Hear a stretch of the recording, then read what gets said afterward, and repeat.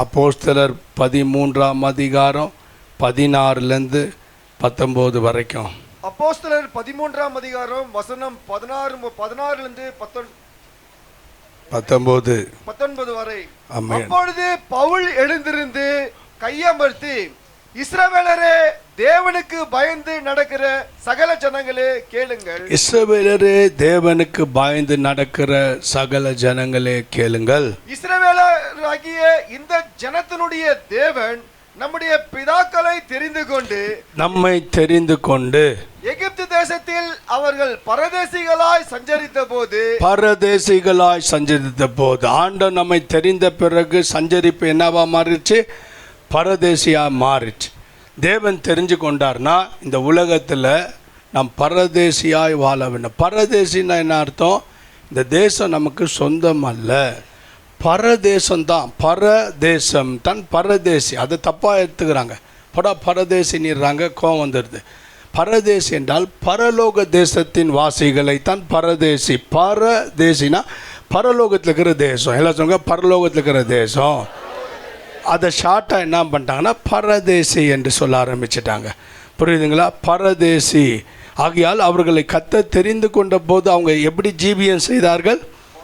பரதேசியாய் ஜீவித்தார்கள். பரலோகத்தின் தேசிகளாய் அவர்கள் உலகத்தில் ஜீவித்தார்கள். கீழே வாசிங்க. பரதேசிகளை சஞ்சரித்த போது ஜனங்களை உயர்த்தி தெரிந்து கொண்டார். அவர்கள் பரதேசியாய் ஜீவித்தார்கள், கர்த்தர் உயர்த்தினார். எல்லாம் சொல்லுங்க, தெரிந்து கொண்டாரு. நம்ம எல்லாரும் என்ன பண்ணாரு? தெரிந்து கொண்டவங்க எப்படி ஜீவித்தாங்க? பரதேசியாக ஜீவித்தாங்க. அதாவது இந்த உலகம் எனக்கு சொந்தம் இல்லை என்று சொல்லி பரலோகம்தான் எனக்கு சொந்தம்னு பரலோகவாசியாக ஜீவித்தாங்க.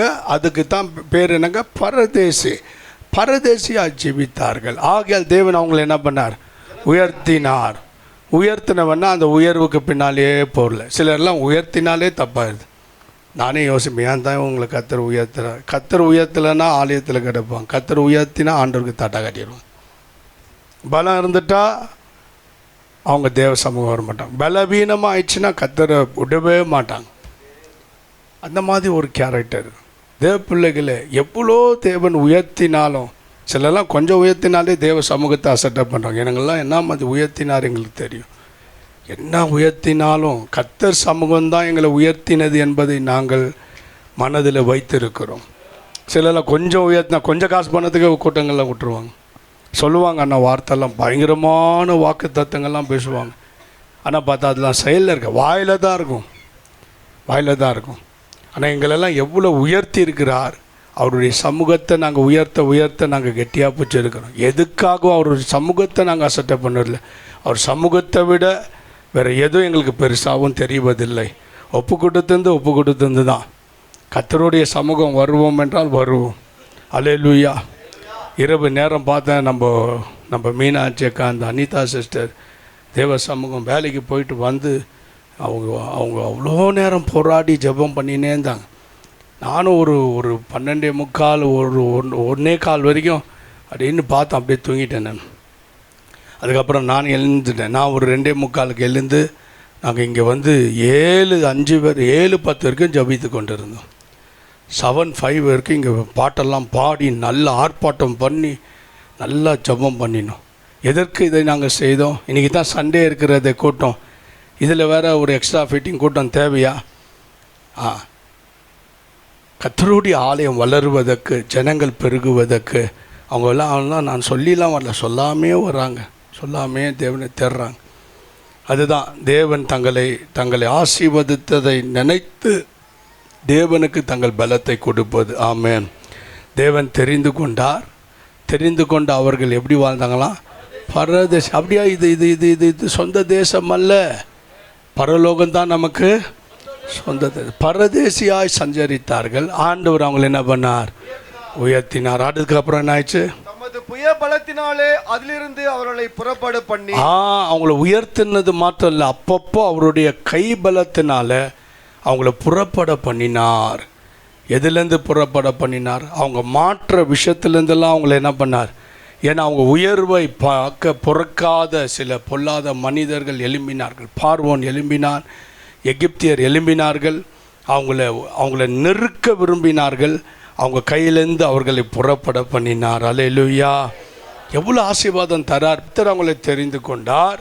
அதை ரிப்பீட் பண்ணினே இருக்கிறேன் பாருங்கள், ஏன்னா உங்களுக்குள்ளே போனோன்னு.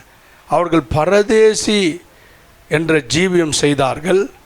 மூன்றாவது, அவர்களை உயர்த்தினார். நாலாவது, புயபலத்தினால் அவர்களை புறப்பட பண்ணினார். எவ்வளோ அருமையான தெய்வம். கீழே வாசிங்க. 40 வருஷ காலமாய் வனாந்தரத்தில் அவர்களை ஆதரித்தார். அஞ்சாவது, அவங்களை என்ன பண்ணாரு? இதெல்லாம் பண்ணிட்டு என்ன எதிர்பார்க்கிறார் பாருங்க.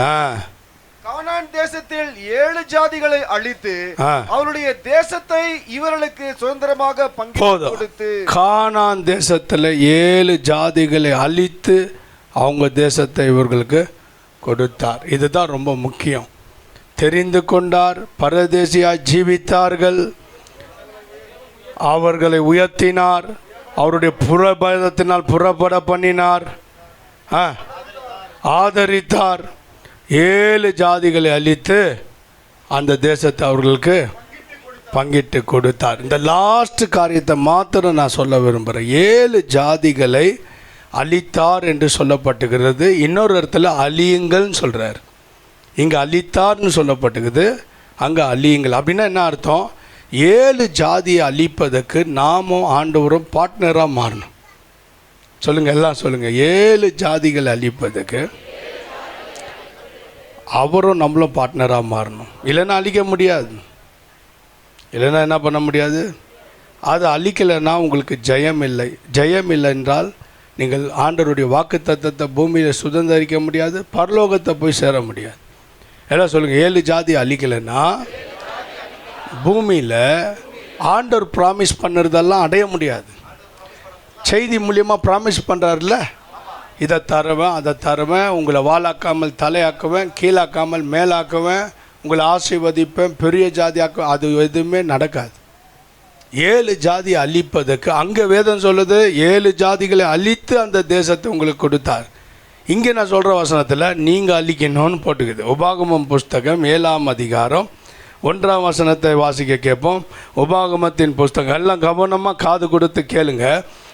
உபாகமத்தின் புஸ்தகம் 7ஆம் அதிகாரம் 1ஆம் வசனம். 7ஆம் அதிகாரம் வசனம் 1.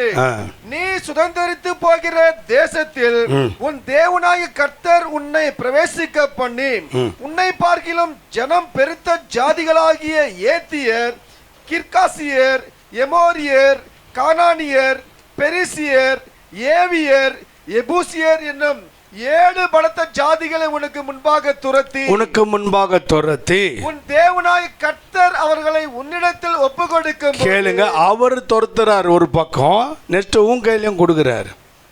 என்னன்றாரு? வா, நானும் நீயும் சேர்ந்து அந்த ஜாதி அழிச்சிடலான்றாரு. என்னன்றாரு? துரத்துறாரு. அவங்க ஓடினவன உன் முன்னால் நிறுத்துறாரு. அவன் பயந்து ஓடி வந்தால் உன் ஃப்ரெண்டில் நிற்கிறான். நம்ம கொல்லணுமா? ஆண்டவரும் நாமும் சேர்ந்து இந்த 7 ஜாதியை அழித்தால்தான் பூமியிலும் இந்த வேதத்தில் இருக்கிற வசனங்களை நாம் வாழ்க்கையில் நிறைவேறுகிறதை பார்க்கலாம். பரலோகம் போகிறதும் கேரண்டி ஆகும். இல்லை பரலோகத்தையும் கோட்டை விட்டுருவோம், பூமியிலையும் இந்த வசனம்லாம் கேட்டுனே தான் இருப்போமே தவிர ஒன்றுமே பலிக்காது. நீ சின்னவன் ஆயிரமும் சிறியவன் பலத்த ஜாதியுமாவான். இந்த 7 ஜாதியை அழிக்கலைன்னா நாம் ஆயிரமாகவும் ஆக முடியாது. பலத்த ஜாதி வெறும் இதை வெறும் வாயில் சொல்லியிருந்தாங்க. அவர் தழும்புகளால் சுகமாகவும் சொல்லி செத்துருவோம். நம்ம சுகமாக மாட்டோம். உன்னை கீழாக்காமல் மேலாக்குவார். வெறும் தெரியும், வசனம் நடக்காது. வாழாக்காமல் எதுவுமே நடக்காது. சும்மா வருவோம், பாட்டு பாடுவோம், கை தட்டுவோம், போவோம். பூமியிலும் கர்த்தருடைய வாக்கு தத்தத்தை சுதந்திரிக்க முடியாது. செத்த பிறகு அந்த நித்திய ஜீவனையும் சுதந்திரிக்க முடியாது. பூமியிலேயே ப்ராமிஸை சுதந்திரிக்காதவன் செத்த பிறகு சாவுக்கு அப்பால் நடக்கிறத நாம் அடைய முடியுமா? பூமியிலேயே நாம் அடைந்தால்தான் பரலோகத்திலேயும் நாம் அடைய முடியும் தேவனுடைய பிள்ளைகளே.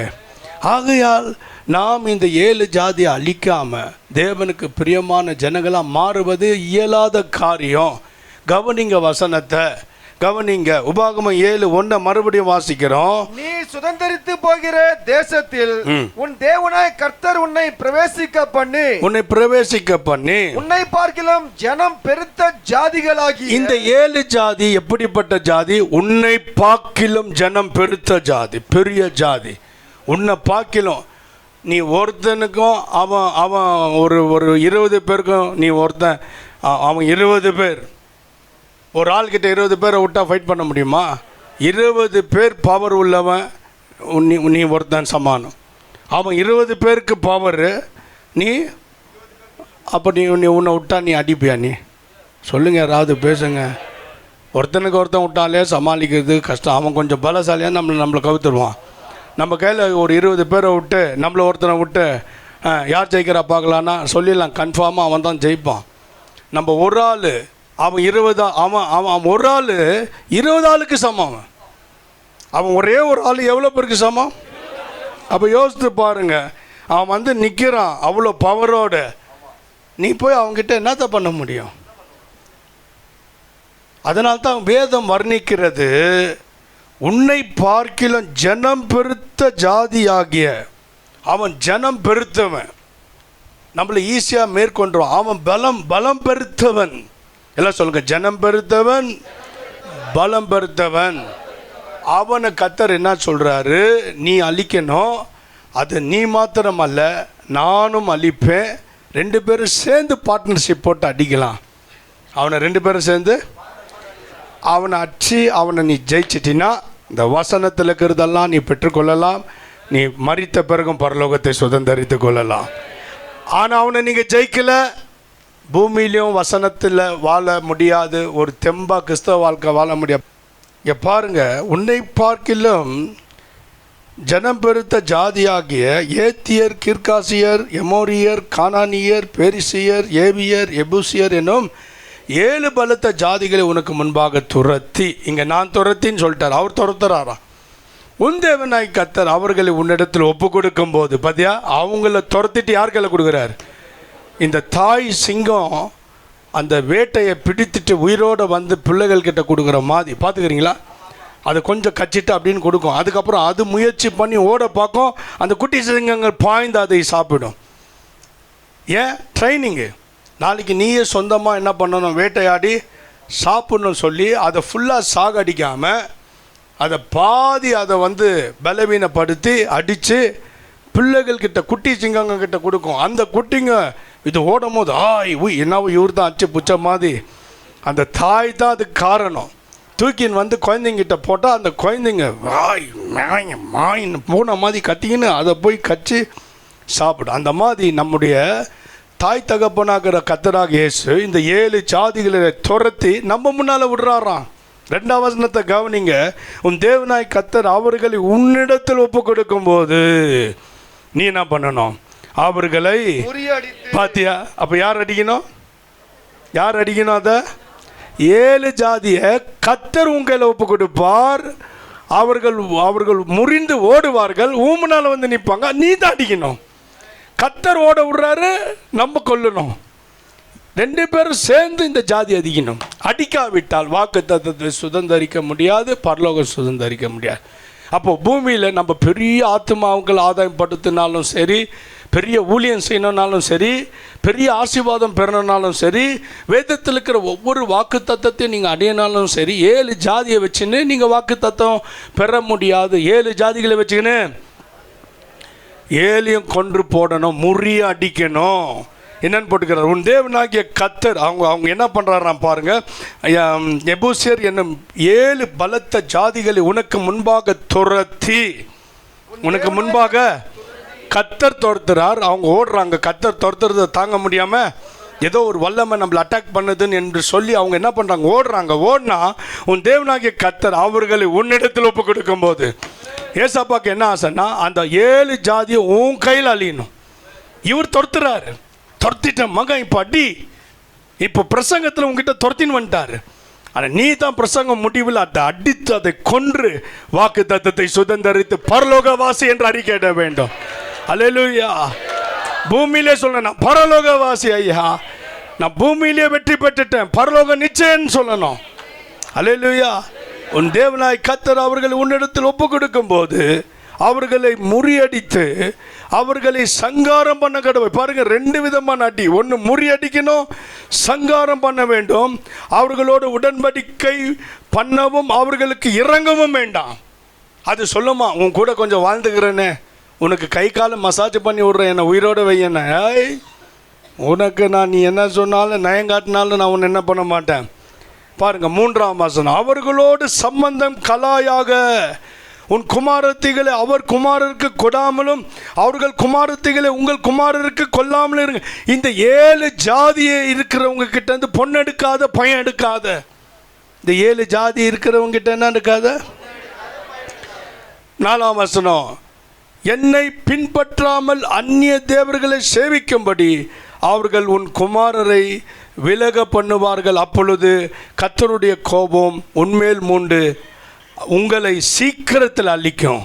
பார்த்தியா, நீங்கள் அவங்களோட உடன்படிக்கை பண்ணி அவங்களோட ட்ராவல் பண்ண ஆரம்பிச்சிட்டிங்கன்னா அவங்க வீட்டில் இருக்கிற பொண்ணையும் பையனையும் நீ எடுத்துக்கணும், உங்கள் வீட்டில் இருக்கிற பொண்ணையும் பையனையும் அவங்களுக்கு கொடுத்துட்டேன்னு வச்சுக்கோ, கர்த்தர் சீக்கிரத்தில் உன்னை என்ன பண்ணுவாராம், உன் மேலே கோபப்பட்டு உன்னை என்ன பண்ணிடுவார், அழிச்சிடுவார். 5ஆம் வசனம் 6ஆம் வசனம், நீங்கள் அவர்களுக்கு செய்ய வேண்டியது என்னவென்றால், இதுதான் முக்கியம், நீங்கள் அவர்களுக்கு செய்ய வேண்டியது என்னவென்றால் அவர்கள் பலிபீடத்தை இடித்து அவர்கள் சிலைகளை தகர்த்து அவர்கள் தோப்புகளை வெட்டி அவர்கள் விக்கிரகங்களை அக்கினியிலே எரித்து போட வேண்டும். அவங்களுடைய வழிபாடு எதையும் நீ கற்றுக்கொள்ளக்கூடாது, ஃபுல்லாக அழிச்சிடணும், கொஞ்சம் கூட வாசனை வரக்கூடாது. அவங்களுடைய வழிபாட்டோடைய கொஞ்சம் ஸ்மெல்லு கூட உன் மேலே என்ன பண்ணக்கூடாது, அதை ஃபுல்லாக அக்கினியில் நீ என்ன பண்ணணும். 5ஆம் வசனத்தின் கடைசியில் பார்த்தோன்னா அக்கினியில் எரித்து போட வேண்டும். 6ஆம் வசனம், நீ உன் தேவனாகிய கர்த்தருக்கு பரிசுத்த ஜனம், பூச்சக்கரத்தில் உள்ள எல்லா ஜனங்களிலும் உன் தேவனாய் கர்த்தர் உன்னை தமக்கு சொந்தமாக இருக்கும்படி தெரிந்து கொண்டார். ஆகையால் உன்னை ஆண்டவர் அவருக்கு சொந்தமாக இருக்க தெரிந்து கொண்டார். நீ இந்த 7 ஜாதியை என்ன பண்ணிடணும், அழிக்கணும். அது ரொம்ப பலமான ஜாதி. ஆகையால் என்ன பண்ணுறாரு, கர்த்தர் உனக்கு முன்பாக துரத்துவார். அது என்ன பண்ணுவார், எப்படி துரத்துவார், துரத்த ஆரம்பிச்சிட்டார். இந்த செய்தியிலேயே கர்த்தர் அந்த 7 ஜாதிகளை உனக்கு காட்டி உனக்கு துரத்துறாரு. அது முன்னால் வந்து நிற்கும் போது நீ அழிக்கணும். அது உனக்கு மனசு இருந்தால் தான் அழிக்க முடியும். ஏன்னா அந்த 7 ஆவிக்குரிய ரகசியங்கள். அது 7 உனக்கு மனசு இருந்தால் தான் அதை அழிக்க முடியும். உனக்கு மனசு இல்லைன்னா, ஏனென்றால் அந்த 7 சுபாவங்களை காட்டுகிறது. முதலாவது அங்கே பார்க்கும்போது உன்னை பார்க்கிலும் ஜனம் பெருத்த ஜாதியாக இருக்கிற ஏத்தியர். எல்லாம் சொல்லுங்க, ஏத்தியர். ஏத்தியர் என்றால் என்ன தெரியுங்களா, டெரிஃபைடு ஆர் ஃபியர்ஃபுல் அப்படின்றால் என்னென்ன அர்த்தம், பயத்தின் ஆவி. எல்லாம் சொல்லுங்க, ஏத்தியர். ஏத்தியரை நீ அழிக்கணும். உனக்கு மனசு இருந்தால் தான் அழிக்க முடியும். மனதித்திரே மார்கான்றாங்க கன்னடாவில், சூப்பராக சொல்கிறாங்க. இது வந்து பயம் கொடுத்துற ஆவி. இது என்னங்க, இந்த இந்த இந்த கிறிஸ்தவ வாழ்க்கை வாழ முடியாது, பரிசுத்தமாக வாழ முடியாது. உபவாசம், ஒரு உபவாசம்னாலே பயம். ஏன் உபவாசிக்க மாட்டீங்க பிரதர்? உபவாசம் பண்ணுறேன்னு சொல்லிவிட்டு நான் உபவாசம் பண்ணும் போதெல்லாம் மீன் குழம்பும் கறி குழம்பும் என்னை வந்து கூப்பிட்டு நான் உபவாசிக்கிறேன்னும் போது தான், ஆண்டவர் இன்றைக்கி உபவாசிக்கிறேன்னா உடனே வாத்து குழம்பு கொதிக்குது. என்ன இதுன்னு கேட்டால் வாத்துன்னா, ஆமாம் ஆண்டவரே ஏசப்பா வாத்து கொள்ளும் ஆண்டவரே, இதனால் இன்றைக்கி ஒரு நாள் கிருபையாக இருங்கன்னு அதை சாப்பிட்டோன்னா ஆதாம் ஏவாள் பாலிய நிர்வாணி ஆயிரும். எனக்கு மனசெல்லாம் கஷ்டமாக இருக்குது. அதை விட நான் உபவாசிக்கிறத விட நான் என்ன பண்ணலாம், உபவாசிக்காமையே சாப்பிட்டுனே வாழ்ந்துடலாம். சிலருக்குலாம் உபவாசனாலே பயம். சிலருக்கு என்னங்க, அதுவும் 3 நாள் உபவாசம்னா பயம். இரவும் பகலும் உபவாசிப்போம், வாருங்கள் இரவும் பகலுமா. ஐயா காலையிலேருந்து மத்தியானம் வரைக்குமே முடிய மாட்டேங்க. பருப்பு சாம்பார் என்ன டென்ஷன் பண்ணுது ஐயா. ஐயா தயிர் வாசனை அடிக்குது ஐயா. நான் உபவாசம் தான் தயிரே மணக்குது, எனக்கு பயமாக்குது உபவாசம் எடுக்கிறதுக்கு.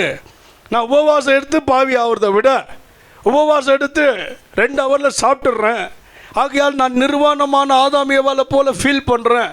அதை விட நம்ம உபவாசிக்காமல் இருப்பது நல்லதுரா சாமின்னு வாழ்நாள் ஃபுல்லாக தீர்மானத்துட்டேன். என்ன தீர்மானத்தை, இனி நான் உபவாசிக்க போகிறதில்ல. இனி பூலோகத்தில் இருக்கிற கடைசி வரைக்கும் என்ன பண்ண போகிறேன், உபவாசிக்க பயம், பொருத்தனை செய்ய பயம். ஒரு அவர் முழங்கால் படிட்டு ஜெபிக்க எவ்வளோ பேர் ஒப்பு கொடுக்குறீங்க? முட்டி ஏதாவது ஆகிப்போச்சுன்னா யார் காப்பாற்றுவா? ஒரு அவர் முழங்கால் நிற்கணுமா? என்னப்பா இதெல்லாமா பயங்குத்துற மாதிரியே இருக்குதுப்பா. ஆர்த்தோ சம்பந்தமான நோய் வந்துருச்சுன்னா பாருங்கள், எப்படி பாருங்கள், ஒரு பயத்தின் ஆவி தேவனுக்காக எதையுமே தீர்மானம் எடுக்க விட மாட்டேங்குது. எத்தனை பேர் கர்த்தரை ஒரு அவர் தேட தீர்மானிக்கிறீர்கள்னா அப்படி கையெல்லாம் கீழே உட்காந்துச்சுறாங்க. ஏங்க ஒரு அவர் ஜெபம் பண்ண, அதிகாலை ஜெபம் பண்ண திரும்ப இல்லையா ஒப்பு கொடுத்துட்டு அது செய்யலைன்னா பாவமாக இருதையா வேணாயா? கர்த்தருக்காக எதுவுமே வைராகியமாக என்ன பண்ண முடிய மாட்டேங்குது, தீர்மானம் எடுக்க முடியறதில்ல, தீர்மானிக்க முடியறதில்ல, கர்த்தருக்காக நிற்க முடியறதில்ல, கர்த்தருக்காக சாதிக்க முடியறதில்ல. பயம் வந்துடுது, ஆண்டவருக்காக ஜீவிக்க முடிய மாட்டேங்குது, பயம் வந்துடுது. தேவனுடைய பிள்ளைகளே, பயம் கொடுத்துக்கிற ஆவி தான் ஏத்தியரின் ஆவி. கவனமாக கேளுங்க. தானியேல் புஸ்தகத்தில் நம்ம எல்லாருக்கும் தெரியும், அப்படியே சொல்லிடுறேன், டைம் இல்லை, எல்லாத்தையும் சொல்லறதுக்கு டைம் இல்லை, இதெல்லாம் எத்தனையோ முறை சொல்லிட்டேன், அப்படியே கேளுங்க. நேபுகாத் நேச்சார் என்ற அரசன் என்ன பண்ணிட்டாரு, ஒரு உயரமும் பெரியதுமான ஒரு சிலையை நிப்பாட்டிட்டு அவர் சொல்கிறாரு, சமஸ்த ஜனங்களே, பல ஊர்லேருந்து வந்த கூட்டம்லாம் இங்கே வந்து வாழ்ந்துன்னுக்கிறீங்க, உங்களுக்கு நான் தெரியப்படுத்துவது என்னென்றால், என் சாம்ராஜ்யத்தில் நீங்கள் வாழலாம், ஆனால் ஒன்று, நான் நிறுத்தின பொற்சலையை நீங்கள் எந்த ஜாதினாரு எந்த சாமியனா கும்பிடு, எனக்கு கவலை இல்லை, நான் நிறுத்தின இந்த பொற்சலையை நீங்கள் குறிப்பிட்ட நாளுக்கு வந்து வணங்க வேண்டும், எல்லாரும் வணங்க வேண்டும். யாராவது வணங்கலைன்னு நான் கேள்விப்பட்டேன்னா எரிகிற அக்கினி சுவாலையில் நான் என்ன பண்ணிடுவேன், போட்டுருவேன். இது ராஜாவாகிய என்னாலே நிச்சயமாய் உறுதியாக்கப்பட்ட ஒரு கட்டளையாக இருக்கிறது. ஊராருக்கு எல்லாருக்கும் சொல்லுங்கள், எல்லாரையும் கூப்பிட்டுடுறாங்க, ராஜா ஃபெஸ்டிவலுக்கு அழைக்கிறார், நீங்கள் வந்து வந்தால் வரலாம், வரா கட்டி போகலாம், அந்த மாதிரி ஃபெஸ்டிவல் இல்லை, வந்தே ஆகணும், கண்டிப்பாக வணங்கி ஆகணும். நீங்கள் எந்த சாமியனா கும்பிட்டுன்னு போங்க, அது உங்களுடைய இஷ்டம். ஆனால் இப்போ ராஜா நிறுத்தின அந்த பொற்சிலையை வணங்க வேண்டும். நிபந்தனை என்ன, வணங்காவிட்டால் எரிகிற அக்னி சுவாலையில் உங்களை போட்டு விடுவோம். இதுதான் ஏத்தியரின் ஆவி. பயம் கொடுத்தோம், கர்த்தரை ஆராதிப்பதில் நிற்க விடாத பண்ணிடும். அப்போ என்ன பண்ணாங்க, ராஜா நிறுத்தின பொற்சிலையை வணங்க எல்லாரும் வந்துட்டாங்க. இன்னும் ஒரு சுவாரஸ்யமான விஷயம் என்னென்னா, யூதர்கள் வந்துட்டாங்களாம். ஏன்னா யூதர்கள் ஒரே தெய்வத்தை ஆராதிக்கிறாங்க. நீங்களும் நான் ஆராதிக்கிறோம் பாருங்க, இந்த யெகோவா என்ற தெய்வம், அந்த தெய்வத்தை தான் யூதர்களும் ஆராதிக்கிறார்கள். ஒரே தெய்வத்தை ஆராதிக்கிற அவர்கள் இப்பொழுது எங்கே உயிர் போயிடும் என்று சொல்லி வீட்டில் அம்மா என்ன பண்ணிட்டு இருக்கிறான், என்னடா பண்ணுறது, இப்போ ஆராதிக்கலைன்னா நம்மளை என்ன பண்ணிடுவாங்களாம், ஒன்று பண்ணுவோம், ஒரு நாசுக்கான ஒரு ஆராதனை செய்வோம். அப்படி என்றால், ஆண்டவரே எங்கள் மேல் மனம் இறங்கும், உமக்கு தெரியும் எங்கள் இருதயம் உங்ககிட்ட தாங்குது, எங்கள் சிரம் மாத்திரம்தான் அந்த பாலா போன அந்த விக்கிரகத்தை வணங்குகிறது, ஆனால் எங்கள் ஹார்ட்டு உங்களுக்கு தான் சொந்தம். இவங்கெல்லாம் வந்து ஒரு பெரிய ஒரு உயர்ந்த பிளானை போட்டு எல்லாம் வந்து என்ன பண்ணிடுறாங்க, யூதரெல்லாம் வணங்கிடுறாங்க. சமஸ்த ஜனங்கள் வணங்குகிறது. சமஸ்த ஜனம் என்றால் அங்கே இருக்கிற என்னென்ன ஜாதி ஜனங்குதோ எல்லாருமே என்ன பண்ணுறாங்க, ஏத்தியரின் ஆவின்னு என்ன, பயப்படுத்துகிற ஆவி. நீங்கள் இதை வணங்கலை கொன்னுருவேன். இந்த ஆவிக்கு பயந்து எல்லாம் முழங்கால் போட்டு நேபுகாத் நேச்சார் உண்டு பண்ணின பொற்சலையே உன்னை நாங்கள் என்ன பண்ணுகிறோம், வணங்குகிறோம், முத்தமிடுகிறோம், பணிகிறோம், குனிகிறோம், ஆராதனை செய்கிறோம் சொல்லிட்டு அதை என்ன பண்ணுறாங்க, ஆராதிச்சு கண்காணிக்க பார்க்குறானுங்க. அவனுங்களும் ஃபஸ்ட்டு ஆராதனை முடிச்சுட்டு எல்லாரையும் பார்க்குறானுங்க, எல்லாம் ஆராதிக்கிறாங்களான்னு எல்லாம் மைக்ரோஃபோன்லலாம் பார்த்துனுங்கிறாங்க. பார்த்துருந்தா 3 வாலிப பசங்க அப்படியே கன்று மாதிரி நிற்கிறாங்க. ஷாதுராக், மேஷாக், அவங்க இந்த ஏத்தியரின் ஆவிக்கெல்லாம் பைபிள். அவங்க 3 பேரை ஆராதிக்கவில்லை. உடனே ராஜாக்கு போய் சொல்கிறாங்க, ராஜாவாகி ஆண்டவனே வணக்கம் ஐயா, சொல்லுங்கடா என்னடா விஷயம்னு கேட்டால், ஐயா இந்த மாதிரி நீங்கள் சொன்னீங்களா, ஆமாம், அப்படி வணங்கலைன்னா அக்னி சுவாலையில் போடுவேனீங்களா, அதுதான் என் உலகத்துக்கே தெரியுமே, ஆமாய்யா, அதனால் எல்லாம் பயந்து ஆராதனை செய்கிறதை நாங்கள் பார்த்தோம், அது தெரிஞ்ச விஷயம், விடு, ஒருத்தனை நிமிர்ந்து நிற்க முடியாதுன்னர். இல்லையா, அதுதான் தப்பு. ஷாதுராக், மேஷாக், ஆபேத் என்பவர்கள் நீர் நிறுத்தின சிலையை வணங்கவில்லை. நீங்கள் வேணால் விசாரிச்சு பாருங்கள், கூப்பிட்றா அவனுங்களேன்னு. வந்தால் அவன் நிற்கிறாங்க. ஷாதுராக், மேஷாக், ஆபேத் நகம் என்பவர்களே, உங்கள் மேலே ஒரு கம்ப்ளைண்ட் வந்துக்குது, நான் நிறுத்தின சிலையை நீங்கள் வணங்கலையாமே. ஆமாவான்னு கேட்டால், ஆமாம் ஐயா. என்ன தென்னா விட்டுடா நீங்கள் ஆமான்றீங்களே, சரி பரவாயில்ல, ஏதோ சிறு பிள்ளைகள் அறியா பிள்ளைகள் தெரியாமல் செஞ்சிச்சு. இப்போ உங்களுக்குன்னு விசேஷமாக மியூசிக் போடுறேன். அந்த மியூசிக் சத்தம் கேட்டவன நான் நிறுத்தின சிலையை என்ன பண்ணுங்க. அப்போ சொல்கிறாங்க உடனே, ராஜாவாகிய நேபுகாத்நேச்சரு, உமக்கு ஒரு விஷயம் தெரிந்திருக்க கடவுது, நீர் அல்ல உங்கள் அப்பனே வந்து நிறுத்தினானோ, நாங்கள் இந்த ஆராதனை என்ன பண்ண மாட்டோம். நாங்கள் ஆராதிக்கிற ஒரே தேவன் ஜீவனுள்ள தேவன், எரிகிற இந்த அக்கினி சுவாலைக்கும் ராஜாவாகிய உம்முடைய கைக்கும் எங்களை தப்புவிக்க இது உமக்கு தெரிய கடவுது. நாங்கள் வணங்க மாட்டோம். நீ நெருப்புல போட்டாலும் சரிடா. ஏத்தியர் அவைக்கு பயப்பில்லை பாரு. சொல்லுங்கம்மா, ஏத்தியர்னாவா என்னன்னாவா? ஏத்திக்கினாவா? நீ வந்து 4 கோட்டர் போட்டு கூட வா, நாங்கள் இதை தான் சொல்லுவோன்ட்டு தைரியமாக சொல்லிட்டாங்க. பார்த்தியா, தேவப்பிள்ளை இன்னைக்கும் ஏத்தியர் நாவி நம்மளை வந்து அடக்க பார்க்கறது, நம்மளை பயம் கொடுத்த பார்க்குது. உனக்கு மனது இருந்தால் மாத்திரம்தான் இதை ஜெயிக்க முடியாம. இயேசுக்காக வாழ்க்கை ஆரம்பிச்சிட்டோம், ஒரே வாழ்க்கை துவக்கிட்டோம். நம்ம இந்த விசுவாச ஓட்டம் முடிகிற வரைக்கும் எந்த ஏத்தியரின் ஆவிக்கும் நம்ம பயப்படவே கூடாது. போன வாரம் பார்த்தீங்களா, 3 பாஸ்டர் சுட்டுட்டாங்க, செத்துட்டார். பார்த்தீங்களா, பயங்கரம். இன்னைக்கு சபை ஆராதனையில் பாஸ்டர் இல்லைங்க ஐயா.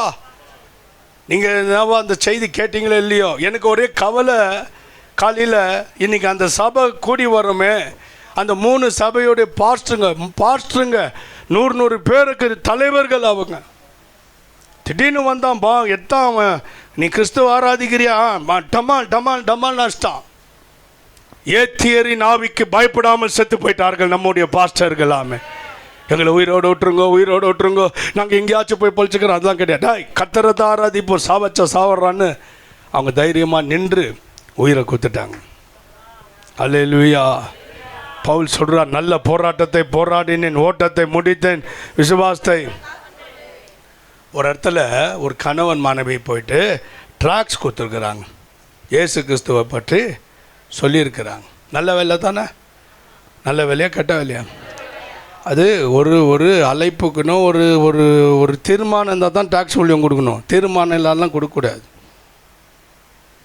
கொடுத்து அவங்கள அப்படியே ஊருக்காரங்க சரவன் பண்ணி பிடிச்சி, இங்கே வா, என்ன இது அப்படின்னு, ஐயா கர்த்தராக இயேசு கிறிஸ்து உங்களை நேசிக்கிறார், அவருடைய நாமத்தில் பாவம் மன்னிப்பு ரச்சு பாய், சட்டை கால்ட்டு பேண்ட்டை கால்ட்டு. பயந்து விட்டார். அவங்க மனைவியோட ட்ரெஸ்ஸை கால்ட்டு, ஐயா ஐயா ஐயா ஐயா ஐயா. ஒரே ஒரு ஆப்ஷன், இயேசு கிறிஸ்து கடவுளே இல்லைன்னு சொல்லிட்டு ஓடிருந்தாங்க. உடனே அவர் என்னத்தம்மா சொன்னார், இயேசு கிறிஸ்து கடவுளே இல்லையா, இதில் என்ன 10 முறை இல்லை 100 முறை சொல்லிட்டாயா, வெரி குட், நீ சொல்லுமா, இயேசு கிறிஸ்து கடவுள் இல்லைங்க. போ, டாக்ஸை கிழிச்சாங்க, நெருப்பு எரிங்க, எரிச்சாங்க, போயிட்டாங்க. அவங்கெல்லாம் சுவிசேஷ ஊழியம் செய்வதுக்கு லாய்க்கு இல்லாதவங்க. ஆமாவா இல்லையா? ஐயா உங்களுக்கான தான் தெரியும். என்னென்னு சொல்கிறேன், கவனமாக கேளுங்க. இதே சம்பவம் நம்மளுடைய கர்நாடகாவில் நடந்துச்சு. இதே சம்பவம் அவர் சுவிசேஷத்தை அறிவித்தார், கிராமத்தில் அறிவித்தார். கிராமவாசிகள் பிடிச்சாங்க, பிடிச்சி கண்டுபிடிச்சிட்டாங்க. வா, இதே மாதிரி தான், மாற்றமே இல்லை. துணியை கால்ட்டு, ஐயா வேணாங்கய்யா, ஐயா வேணாங்கய்யா, இயேசுவை கடவுள் இல்லைன்னு சொல்லு. அவர் சொன்னார், இப்படி சொல்லி தான் என் மானத்தை காப்பாற்றணும்னு அவசியம் இல்லை, கழட்டு போ அப்படின்னா. டேய் கோமாளி, உன் துணி மட்டும் இல்லை, உன் மனைவி துணியை கழட்டுவேன் கண்டிப்பாக. என்கிட்ட அந்த ஃபோட்டோ வந்துச்சு, பயந்து விட்டேன் நானே. உங்கள் யாருக்கும் அனுப்புகிற மாதிரி எனக்கே பலம் இல்லை. துணியை கழட்ட ஒப்பு கொடுத்தா, ஜெட்டி கூட உள்ள கழட்டிட்டாங்க. அவர் அப்படியே நின்னார். அவமானப்படுத்தினாங்க, தலையை மொட்டாச்சாங்க, ஒரு பக்கம் புருவம் எடுத்தாங்க, இந்த பக்கம் மீசை எடுத்தாங்க, அங்கே வெள்ளை கருப்பு புள்ளி வச்சாங்க, ஒரு கழுதை எடுத்துன்னு வந்து அவர் உட்கார வச்சாங்க. அவர் பாட்டுக்கு அப்படியே நின்னாங்க. ஜனங்கள்லாம் காரி துப்புனாங்க, சாணி கரிச்சின்னு வந்தாங்க. இன்னொன்று சொன்னால் நீங்கள் நம்ப மாட்டீங்க, மனுஷனுடைய மலத்தை அதை குச்சியில் எடுத்துன்னு வந்து அவர் மேலே ஊற்றினார்கள். நிர்வாணமாக இருந்தார். சின்ன 2 பிள்ளைகள், அவருக்கு 2 பிள்ளைகள் துணியை கழட்டும் பார். மனசாட்சி இல்லாதவனுங்க. ஒரு பையன் துணியை கழட்டினாங்க, அவன் ஜெட்டி இல்லாத நிற்கிறான் துணியில். ஒரு பொண்ணு துணியை கழட்டினாங்க, அதையும் துணியை கழட்டி ஜெட்டி இல்லாத நிற்க வச்சாங்க. இன்னொரு கொடுமை, அவங்களுடைய மனைவி சின்ன பொண்ணு இப்போ தான் மேரேஜ் ஆகிக்குது, அழகாக இருக்கிறாங்க. அவங்க துணியை கட்டிட்டான், ஃபுல்லாக கட்டிட்டான், உள்ள பாடி ஜட்டி கூட இல்லை, எல்லாம் கட்டிட்டாங்க. அவங்க மனைவி சொல்கிறேன் கேளுங்க, இப்படி கூட நிற்கல, இப்படியே நின்றுச்சு, அழகான பொம்பளை இப்படியே நின்று.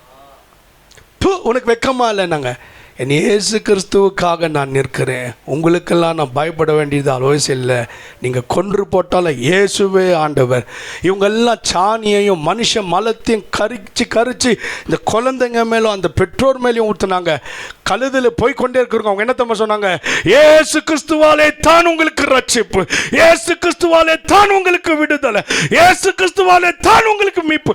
போற இடம்லாம் கத்திக்கொண்டே இருந்தா, இயேசு உங்களை நேசிக்கிறார், இயேசு உங்களை மன்னிக்கிறார், இயேசு உங்களுக்காக ஜீவன் கொடுத்தார். போகிற இடமெல்லாம் அவங்களை அடித்து கொண்டே போனாங்க. இயேசு ஒருவரை கர்த்தர் என்று சொன்னாங்க. அன்னவரே தேவ பிள்ளைகளே, இதுதான் சுவிசேஷ ஊழியம். ஏத்தியரின் ஆவிக்கு நாம் பயப்படக்கூடாது. ஏத்தியர் ஆவிக்கு நீ பயப்படுகிறாய் என்றால் சுவிசேஷ ஊழியம் செய்யாத. ஏத்தியர் என்றால் பயம் கொடுத்தவர். அன்றைக்கு ஷாதாக், மேஷாக், ஆபேத்நேகோ என்ற நம்முடைய சகோதரர்கள் இந்த ஆவிக்கு பயப்படவில்லை.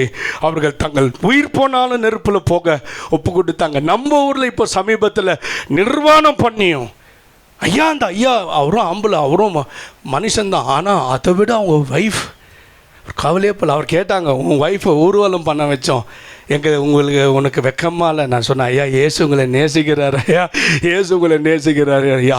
இன்றைக்கு அந்த கிராமத்தில் பாதி பேர் கர்த்தருக்குள்ள வந்துட்டாங்க. தேவ பிள்ளைகளே, இயேசு கிறிஸ்து அந்த இடத்துல இறங்கிட்டார். அல்லேலூயா. ஒரு குடும்பமே நிர்வாணமாய் நின்று விட்டது இயேசுக்காக. அல்லேலூயா. ஏத்திய பயம் கொடுத்துகிறவன். விளக்குனா தான் உங்களுக்கு புரியும், இல்லைன்னா உங்களுக்கு அதோடைய எஃபெக்ட் உங்களுக்கு புரியாது. ஏத்தியர் என்றால் யாரம்மா? உன்னை பயம் கொடுத்துகிற ஆவி, உன்னை ஊழியம் செய்யாதபடி உட்கார வைக்கிற ஆவி. ஊழியம் செஞ்சால் பாடு வரும், அவமானம் வரும், உபத்திரம் வரும்னு வீட்டில் சாப்பிட்டு உட்கார வைக்கிற ஆவி இல்லை. தேவ பிள்ளைகளே, கர்த்தருடைய பிள்ளைகளே, ஏத்தியர் வந்து நம்மளை பயம் கொடுத்தனாலும் நாம் கர்த்தருக்காக எழும்பி சுவிசேஷ ஊழியம் செய்வோமாக. கர்த்தருடைய ராஜ்யம் சமீபமாயிற்று, காலம் நிறைவேற்றிட்டு இயேசு சீக்கிரம் வரப்போகிறார். நீ நான் என்ன செய்து கொண்டிருக்கிறோம்? நீ நான் என்ன செய்து கொண்டிருக்கிறோம்? கொஞ்சம் ஒரு ஊழியத்தில் கூட நிற்கிறது இல்லை. நம்ம இங்கே பார்த்தா சத்தம் பண்ணுவோம், தியாகம் பண்ணுவோம், ஐயா நிற்கிறேன் யானும். தேவ பிள்ளைகளே, அந்த முதல் ஊழியக்காரர் மாதிரி தான் இன்றைக்கி அநேகர் மறுதளிக்கிறீர்கள் கர்த்தரை. இந்த ரெண்டாம் ஊழியக்காரர் நின்னாங்க பாருங்க, அந்த மாதிரி சின்ன சின்ன விஷயத்துலலாம் நிற்க கற்றுக்கோங்க. கர்த்தர் உங்களை ஆசீர்வதிப்பாராக. ரெண்டாவது, இந்த ஆவியை நம்ம அழிக்கணும். எதை அழிக்கணும்? பயத்தை அழிக்கணும். பயத்தை அழிச்சா தான் ஊழியம் செய்ய முடியும். வெக்கத்தெல்லாம் அழிக்கணும். வெக்கம் பயத்தை வச்சுன்னு இருந்தால் கர்த்தருக்காக நிற்க முடியாது. நமக்கு பின்னால் வந்தவங்களாம் நிர்வாணம் ஆனாலும் பரவாயில்லன்னு ஊழியம் செய்கிறாங்க. 10 வருஷம் 20 வருஷம் கர்த்தருக்குள்ளே இருக்கிறோம். என்ன செஞ்சிட்டோம்? உங்கள் சம்பாதினா ஓடிடுறீங்க, உங்கள் வேலைன்னா ஓடிடுறீங்க, உங்கள் சாப்பாடுனா என்ன பண்ணிடுறீங்க? ஓடிடுறீங்க. யார் நிற்பா? யார் ஊழியம் செய்வா? அதெல்லாம் உங்கள் பாடு பிரதர், உங்கள் பாடு பிரதர். நாங்களாம் அந்த செகண்ட் டைப்பு, 2வது ரகம் ஊழியக்காரர்கள். நாங்கள் தேப்பிள்ளைங்க அந்த மாதிரி ஊழியர்கள் எழுமன். எத்தனை பேர் ஏத்தியருக்கு பயப்பட மாட்டேன், ஷாத்ராக், மேஷாக், ஆபேத்நேகோ போல மாறுவதுக்கு என்ன ஒப்பு கொடுக்குறேன்றீங்க. அல்லேலூயா. கர்த்தர் துரத்துறார் இந்த ஏவியரை. நம்ம செய்தி மூலியமாக பயப்படாத மகன், என் ஷாத்ராக், என் மேஷாக், என் ஆபேத்நேகோ நின்னா, அதே போல பாரு என் ஊழியர்கள் உங்கள் கர்நாடகாவில் நின்னாங்க. அடுத்தது இந்த சபையில் யார் எனக்காக நிற்பா என்று ஆவியானவர் பேசி உள்ளாவி வந்திருக்கிறார். இயேசு மேலே அன்பு வரலையா உங்களுக்கு? ஏத்தியரை பார்த்து பயப்படுறீங்களா? நம்ம ஊழியம் பண்ண என்ன ஆகும்? நமக்கு என்ன கிடைக்கும்?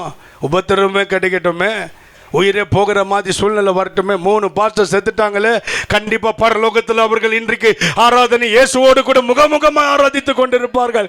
இன்னைக்குல நாளைக்கு நம்மளும் செத்துதாகணும். தேவ பிள்ளைகளே, ஏத்தியருக்கு பயப்படாது இருப்போமாக. நம்ம ஒன்றும் பாகிஸ்தானில் இல்லை, எழும்புங்க, போய் இயேசுவை பற்றி சொல்லாதபடி ஏன் உட்கார்ந்து நிற்கிறீங்க? ஏத்தியரின் ஆவி உங்களை முடக்கி வைத்திருக்கிறதுனால தான். 2வது பார்க்கிறோம், கிர்காசியரின் ஆவி. என்னங்க கிர்காசியரின் ஆவி என்றால்? டெவலர் இன் கிளேயி சாயில், மண்ணில் வாழ்கிறவர்கள். கிர்காசியர் என்று சொன்னால் என்னங்க? மண்ணில் வாழ்க, மண்ணின் தன்மை உள்ளவர்கள். அப்படின்னா என்ன அர்த்தம்? பின்மாற்றத்தின் ஆவி. எல்லாம் சொல்லுங்கள். கீர்காசியர்னா பின்மாற்றத்தின் ஆவி. இயேசுவை ஏற்றுக்கொண்ட பிறகு பின்மாற்றம். ஒரு ஜெபத்துக்கு ஒழுங்காக வர மாட்டாங்க, ஒரு உபவாச நாளுக்கு ஒழுங்காக வர மாட்டாங்க, ஒரு சண்டே ஆராதனை ஒழுங்காக வர மாட்டாங்க, வந்தாலும் தூங்கி நிற்பாங்க. உட்காருமா உட்காருமா உட்காருமா உட்கார். சபையில் கால்வாசி பின்மாற்றத்தின் ஆவியில் இருக்கிறாங்க, முக்கால்வாசி தான் நல்லா இருக்கிறாங்க. செய்தி நேரத்தில் எவ்வளோ கவலாகுது. என்ன மாதிரி கர்த்தருடைய வார்த்தையை உங்களுக்கு எடுத்துக்கொண்டு வந்தால் இதை கேட்காதபடி இப்பயே தூங்கினுக்கிறீங்களே. கிர்காசியர் என்றால் என்ன? கிர்காசியர் என்றால் பின்மாற்றத்தின் ஆவி. ஒரு தீர்மானத்தில் உறுதியாக இருக்க மாட்டாங்க. ரட்சிக்கப்பட்டு எத்தனையோ முறை பின்மாற்றம், எத்தனையோ முறை 10 பேர் அவங்கக்கிட்ட பேசினா தான் கொஞ்சம் ஃபார்வர்டில் போவாங்க. இல்லைன்னா அவ்வளோ அதிகாலை ஜெபத்தில் பின்மாற்றம், சண்டே சர்வீஸில் பின்மாற்றம். பாரு, சிலர்லாம் எத்தனை சண்டே விட்டு வந்துங்கிறாங்க. பாரு, இனிமேல் பாருங்க ஐயா, இனிமேல் பாருங்க ஐயான்ட்டு அதே தான் பண்ணுறாங்க. எனக்கு தெரிஞ்சு அவங்களாம் அதனால தான் அவங்கக்கிட்டலாம் நான் வந்து காசே வாங்குவதில் ஜுலும் பண்ணி காசு கொடுத்தாங்க. எத்தனை போய் அதை குத்துரு, எனக்கு செட்டே ஆகுறது இல்லை. 10,000 ரூபாய் குத்துக்கிறாங்க. அவங்களுக்கே குத்துரு ஐயா, குத்துட்டாருன்னு. யாருக்கு தேவை 10,000 ரூபாய்? 10,000 ரூபாய்க்கு பிரசங்கம் பண்ணினுங்கிறேன். உனக்கு இயேசு மேலேயே மனசு இல்லை. அவங்க சொன்னாங்க, நான் சொன்னேன் இந்த காசு நேற்று போன வாரம் உங்களுக்கு தெரியாது ஐயா, வச்சுக்கோங்க ஐயா வச்சுக்கோங்க. நான் சொன்னேன், இந்தம்மா எனக்கு காசு வேணாம் ஐயா, இது ஆண்டவர் எனக்கு சம்பாதிக்க பலன் தான். உனக்கு பலன் தந்தா நீ வாரத்தில் 2 டைம் லீவ் போட்டு ஒரு மாதத்துக்கு 2 லீவ் போடுற. உன் கையில் நான் பணம் வாங்கினா கர்த்தருடைய ஊழியம் நான் இருக்க முடியாது. யார் கையில் எனக்கு தசம பாகம் வேணும், யார் கையில் எனக்கு காணிக்க வேணும். ஒழுங்கா சர்ச்சுக்கு வந்தால் தசம பாகம் கொடு. நீ விட்டு வந்தால் எனக்கு உன் காணிக்க தசம பாகம் வேண்டாம். அடாவிடியோடைய காணிக்க தசம பாகம் எனக்கு வேண்டாம். பின்மாற்றக்காரனுடைய காணிக்க தசம பாகம் எனக்கு வேண்டாம். சினிமாவுக்கு போகிறவனுடைய காணிக்க தசம பாகம் எனக்கு வேண்டாம்பா. ஸ்மோக் பண்ணுறவனுடைய தசம பாகமும் காணிக்க எனக்கு வேணாம். நீ ஸ்மோக் பண்ணுறன்னா உன் தசம பாகம் எனக்கு என்னத்துக்கு? 1000 ரூபாய் போடுவியா? அது எனக்கு சாபம் வேண்டாம். கெட்ட வார்த்தை பேசுகிறவன் காணிக்க போட்டான எத்தனை போ, உடன் ஊழியர் வேலை செய். கெட்ட வார்த்தை பேசுகிறான் ஏன் சொல்லு, அவன் தசம பாகத்தை போய் அவன் கையில் கொடு. யாருக்கியா வேணும் உன் தசம பாகம்? நீ இயேசுவுக்கே சொந்தம் இல்லை. உன் பணத்தை நான் குடித்தா உன் ரத்தத்தை குடித்த மாதிரி பரலோகம் நான் எங்கே போகிறது? தசம பாகம் காணிக்க யார் கையில் வாங்கணும்? இயேசு மேல் அன்பாக இருக்கிறவங்க கையில் வாங்கணும். ஒரு செய்தியை கேட்டால் ஹோம்ஒர்க் பண்ணணும். நீ அது வீட்டில் போயிட்டு அதை எழுதி வைத்து, ஆண்டவரே எனக்கு இப்படிப்பட்ட கிருபை தாங்க, எனக்கு இப்படிப்பட்ட வாழ்க்கை வாழ உதவி செய்யுங்க. நீ பின்வாங்குவ, 10 முறை சபைக்கு வர மாட்டேன், காணிக்கை தூக்கின்னு போடுவேன், மாதம் ஆனால் அது எனக்கு தேவையா? கிறிஸ்துவின் ஊழியக்காரன் காணிக்கைக்காக தசம பாகத்துக்காக ஊழியம் செய்ய மாட்டான்யா. நீ இயேசுக்காக வாழ்றன்னா காணிக்கை போடு. நீ இயேசுக்கு வாழ்றன்னா தசம பாகம் போடு. இல்லைன்னா வேண்டாம், எத்தனை போ. கிர்காசியர் பின்மாற்றக்காரன். ஜபத்தில் பின்மாற்றம். ஒரு ஜபம் ஒழுங்காக பண்ணுவான். அதிகாலை ஜபம் எத்தனை முறை லீவ் வைத்தான் பார். ஒரு பின்மாற்றக்காரன். ஒரு உபவாசம் போடுறதே மாதத்தில் 4 உபவாசம். அதுக்கு இல்லை எனக்கு ஒரு மாதிரியாச்சு. பின்மாற்றத்தின் ஆவி. ஜபத்தில் பின்மாற்றம், உபவாசத்தில் பின்மாற்றம். பைபிள் எத்தனையோ முறை வாசிப்பதில்லை. பின்மாற்றம். இவங்களுக்கு வேண்டியதெல்லாம் இவங்க பெரிய ஆளாக மாறணும், இவங்க பிள்ளைங்க பச்சை ஆளாகணும்.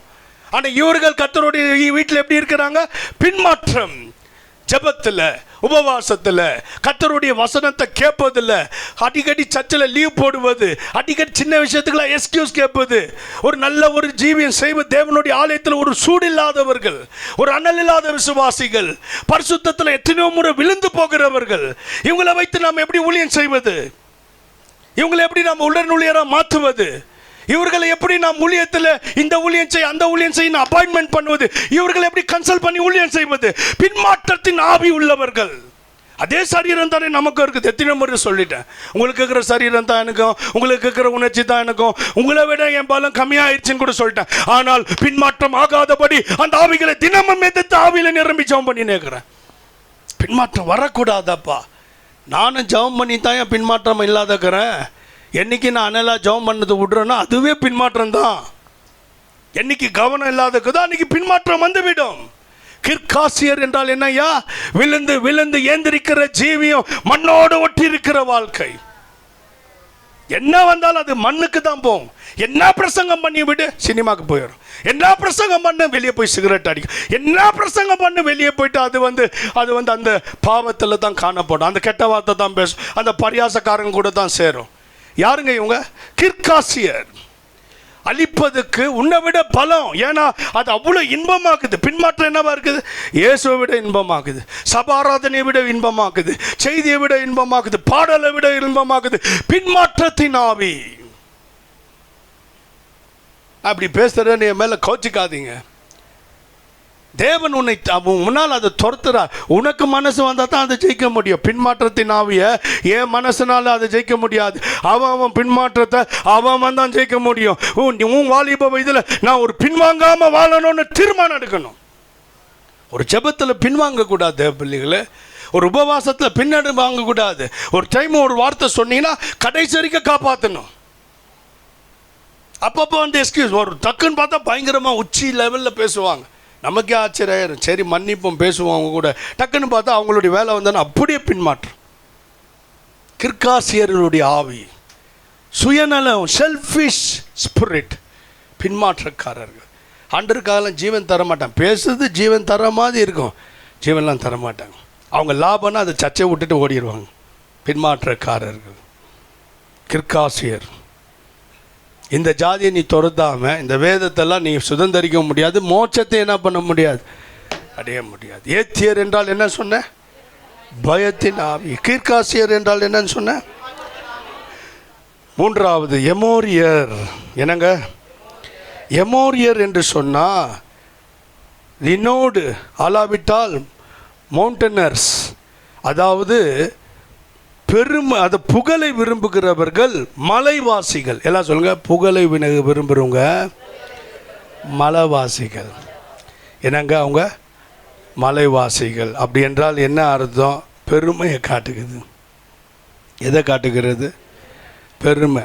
பெருமை உள்ளவனுக்கு தேவன், தாழ்மை உள்ளவனுக்கோ அவ்வளோதான் சொல்லுகிறேன். இவங்க சர்ச்சில் இருந்தாலும் புகழை விரும்பி தான் எது இருந்தாலும் செய்வாங்க. அவங்களுக்கு ஏதாவது புகழ் கிடைக்குதா, கைத்தட்டுதா கிடைக்குதான்னு பார்ப்பாங்க. அந்த காரியத்தில் தான் அவங்க ஆர்வம் காட்டுவாங்க.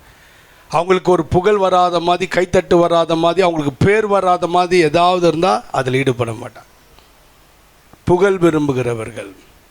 அதனால தான் கர்த்தர் சொல்லுவார், கோரேசியனே உனக்கு ஐயோ, பெத்செய்தாவே உனக்கு, கப்பர் நகமே உனக்கு ஏன் ஐயோ. அவங்கெல்லாம் பேர் புகழை விரும்புகிறாங்களாம். நான் ஏற்கனவே சொன்னேன், தானியேல் புஸ்தகத்தில் அங்கே தரியு ராஜா அந்த நேபுகாத் நேச்சாரு ராஜபாரம் பண்ணும் போது அவன் என்னன்னுவானா, நான் கட்டின பாபிலோன். ஏற்கனவே கேட்டுக்கிறீங்களா இல்லையா அந்த செய்தியை? நான் பிரசங்கம் பண்ணியிருக்கேன் இல்லையா? நான் கட்டின பாபிலோன் என்று அவன் கையை முத்தம் கொடுப்பான். உடனே தேவனுடைய வார்த்தை வரும், நீ என்ன பண்ண நேபுகாத் நேச்சாரு, மனுஷன்லேருந்து நீ என்ன பண்ண ஆயிட்டு தள்ளப்பட்டு விட்டாய். மனுஷன்லேருந்து நீ என்ன ஆகிட்ட? தள்ளப்பட்டு விட்டார். நான் கட்டின பாபிலோன் என்று சொல்லுவான் பாருங்க. தானியேல் 4ஆம் அதிகாரம் 29, 30 நீங்கள் 28லேருந்து வாசா யார் சொல்லுறதுன்னு போட்டிருக்கோம். 28, 4, 28, 29, 30 இதெல்லாம் தானியேல் 4ஆம் அதிகாரம் வசனம் 28, 29, 30 இதெல்லாம் ராஜாவாகிய நேபுகாத் நேச்சரின் மேல் வந்தது. 12 மாதம் சென்ற பின்பு ராஜா பாபிலோன் ராஜ்யத்தின் அரண்மனை மேல் உலாவிக் கொண்டிருக்கும் போது, பத்தியா ஃப்ரீயாக்கும் போது, உலாத்தி கொண்டிருக்கும் போது, இது என் வல்லமையின் பராக்கிரமத்தினால் என் மகிமை பிரதாபத்துக்கென்று ராஜ்யத்துக்கும் அரண்மனையாக நான் கட்டின பாபிலோன் என்று சொன்னா உடனே கீழே வாசிங்க. இந்த வார்த்தை ராஜாவின் வாயில் இருக்கும்போது, ராஜா வாயில் இருக்கும்போது வானத்திலிருந்து ஒரு சத்தம் உண்டாகி ராஜாவாகிய நேபுகாத் நேச்சாரே ராஜ்யபாரம் உன்னை விட்டு நீங்கிற்று. நீங்க சேன பெருமை. அவனை ராஜாவா அங்க அந்தஸ்துல உட்கார வச்சுக்கிறது பரலோக தேவன். தேவன் அவனை ராஜபாரத்தில் உட்கார வச்சா, இவன் தேவனை தள்ளி விட்டுட்டு என்னன்றான், நான் கட்டின பாபிலோன். உபாகமம் 28 கவனிங்க. உபாகமம் 28, உபாகமம் 28 12லேருந்து வாசிக்க கேட்போம் தொடர்ந்து. உபாகமம் 8, 12 உபாகமம் 8:12 8ஆம் அதிகாரம் 12 தொடர்ச்சியாக உபாகமம் 8ஆம் அதிகாரம் வசனம் 12 முதல். நீ புசித்து திருப்தியாகி நல்ல வீடுகளை கட்டி அவைகளில் குடியிருக்கும் போதும் உன் ஆடு மாடுகள் திரட்சியாகி உன் சம்பளம் பெருகி உனக்கு வெள்ளியும் பொன்னும் பெருகி நீ சம்பாதிக்கிற சம்பாதியத்துல கோல்டுங்களும் வெள்ளிகளும் வாங்கி பெருகி உனக்கு உண்டானவைகள் எல்லாம் வர்த்திக்கும் போது நீ நிறைய சொத்து சேர்த்து வச்ச போது உன் இருதயம் மேட்டிமை அடையாமலும் உன்னை அடிமைத்தன வீடாகிய எகிப்திலிருந்து புறப்பட பண்ணின வரும் உன்னுடைய பின்னாட்களில் உனக்கு நன்மை செய்யும் பொருட்டு உன்னை சிறுமைப்படுத்தி உன்னை சோதித்து கொள்ளிவாய் சர்ப்பங்களும் தேள்களும் தண்ணீரில்லாத வறட்சியும் உள்ள பயங்கரமான பெரிய வனாந்திர வழியாய் உன்னை அழைத்து வந்தவரும் உனக்காக பாறையான கண்மலையிலிருந்து தண்ணீர் புறப்பட பண்ணினவரும் உன் பிதாக்கள் அறியாத மன்னாவினால் வனாந்தரத்தில் உன்னை போஷித்து வந்தவருமான உன் தேவனாய் கர்த்தரை நீ மறவாமலும் என் சாமர்த்தியமோ என் கைபலனோ இந்த ஐஸ்வர்யத்தை எனக்கு சம்பாதித்தது என்று நீ உன் இருதயத்திலே சொல்லிக் கொள்ளாமலும் இருக்க எச்சரிக்காரு. உன்னை கர்த்தர் பணக்காரனாகிட்டார்னா என் உழைப்பு என் கஷ்டம் என்னுடைய நான் கஷ்டப்பட்டு இரவு பகலும் உழைச்சேன் ஆகையால் இவ்வளோ கட்டு சம்பாதிச்சு நான் லேண்டு வாங்கி மேலே வந்துட்டேன்னு சொல்லவே என்றார். கர்த்தருக்கு கோவம் வந்து உன் கையிலையும் கால்லையும் வீக்னஸ் தந்து முதுகில் வீக்னஸ் தந்து உழைச்சா பாரு, எல்லா ஹாஸ்பிட்டலில் தந்து உன் வாங்கின பார் வீடை அடமானத்தில் வச்சு உன் வியாதிக்காக செலவு பண்ணி வாங்கின நகை நட்டெல்லாம் அப்படியே போயிடும். ஒரு நாளும் நீ உயர்ந்து நீ வந்து சம்பாதித்ததை பார்த்து 17 என் சாமர்த்தியமோ என் கைபலமோ இந்த ஐஸ்வர்யத்தை எனக்கு சம்பாதித்தது என்று நீ உன் இருதயத்தில் சொல்லிக் கொள்ளாமல் இருக்க எச்சரிக்காரு. கர்த்தருக்கு பிடிக்காது. அவருடைய ஜனம் பெருசாகிட்டா நான் சம்பாதிச்சிட்டேன்னு சொன்னால் அவருக்கு பிடிக்காதான். அவர் சொல்லணும், ஆண்டவர் எனக்கு துணை இருந்து இதை சம்பாதிக்க வைத்தார். அல்லேலூயா. நான் கார் வாங்கினேன், அழகா கார் வாங்கிட்டியான்னு ஒருத்தர் என்னை பழைய ஆள் கேட்டார். நான் சொன்னேன், ஆண்டவர் நான் எங்கள் அப்பா சம்பாதிக்கிற மாதிரிக்குது, இந்த இயேசு கிறிஸ்து என்னை காரில் உட்கார வச்சு ஆசை பார்த்தாரு, எனக்கு வாங்கி கொடுத்தாரு, நான் செய்த வேலையை ஆசை வச்சார், அதில் அந்த காரை வாங்கினேன். கர்த்தர் ஆசை வச்சிருந்தாலும் வாங்கினேன். அல்லேலூயா. கர்த்தரும் நீயும் சேர்ந்து தான் அந்த வீடை வாங்கினீர்கள். கர்த்தரும் நீயும் சேர்ந்து தான் அந்த நெக்லஸை வாங்கினீங்க. கர்த்தரும் நீயும் சேர்ந்து தான் உங்கள் வீட்டில் சொத்து இருக்குது. கர்த்தரும் நீயும் சேர்ந்து தான் அந்த வீட்டை கட்டுனீங்க. யாராவது வந்து சூப்பராக கட்டிட்டியோ ஹோஹோ ஹாஹா நான் நீங்களும் வந்து பாரு, மாடியை பார், வந்து பாரு, கொலாவை பார், வந்து பாரு, பாத்ரூமை பாரு, ஜாக்குவர் போட்டுக்கிறோம் பாருன்னா அது ஜாக்குவரெல்லாம் தேவ பிள்ளைகளே ரொம்ப நாள் நிற்காது பாரு. ஏற்கனவே அப்படி ஒருத்தன் பண்ணிட்டான். யார் பண்ணா? எசேக்கியா ராஜா கேன்சர்லேருந்து குணமானார். என்னங்க, அந்த நாட்கள்லாம் கேன்சருக்கு மருந்து இல்லை, இந்த நாட்கள்லையும் இல்லை, பயங்கரமான ஒரு வியாதி.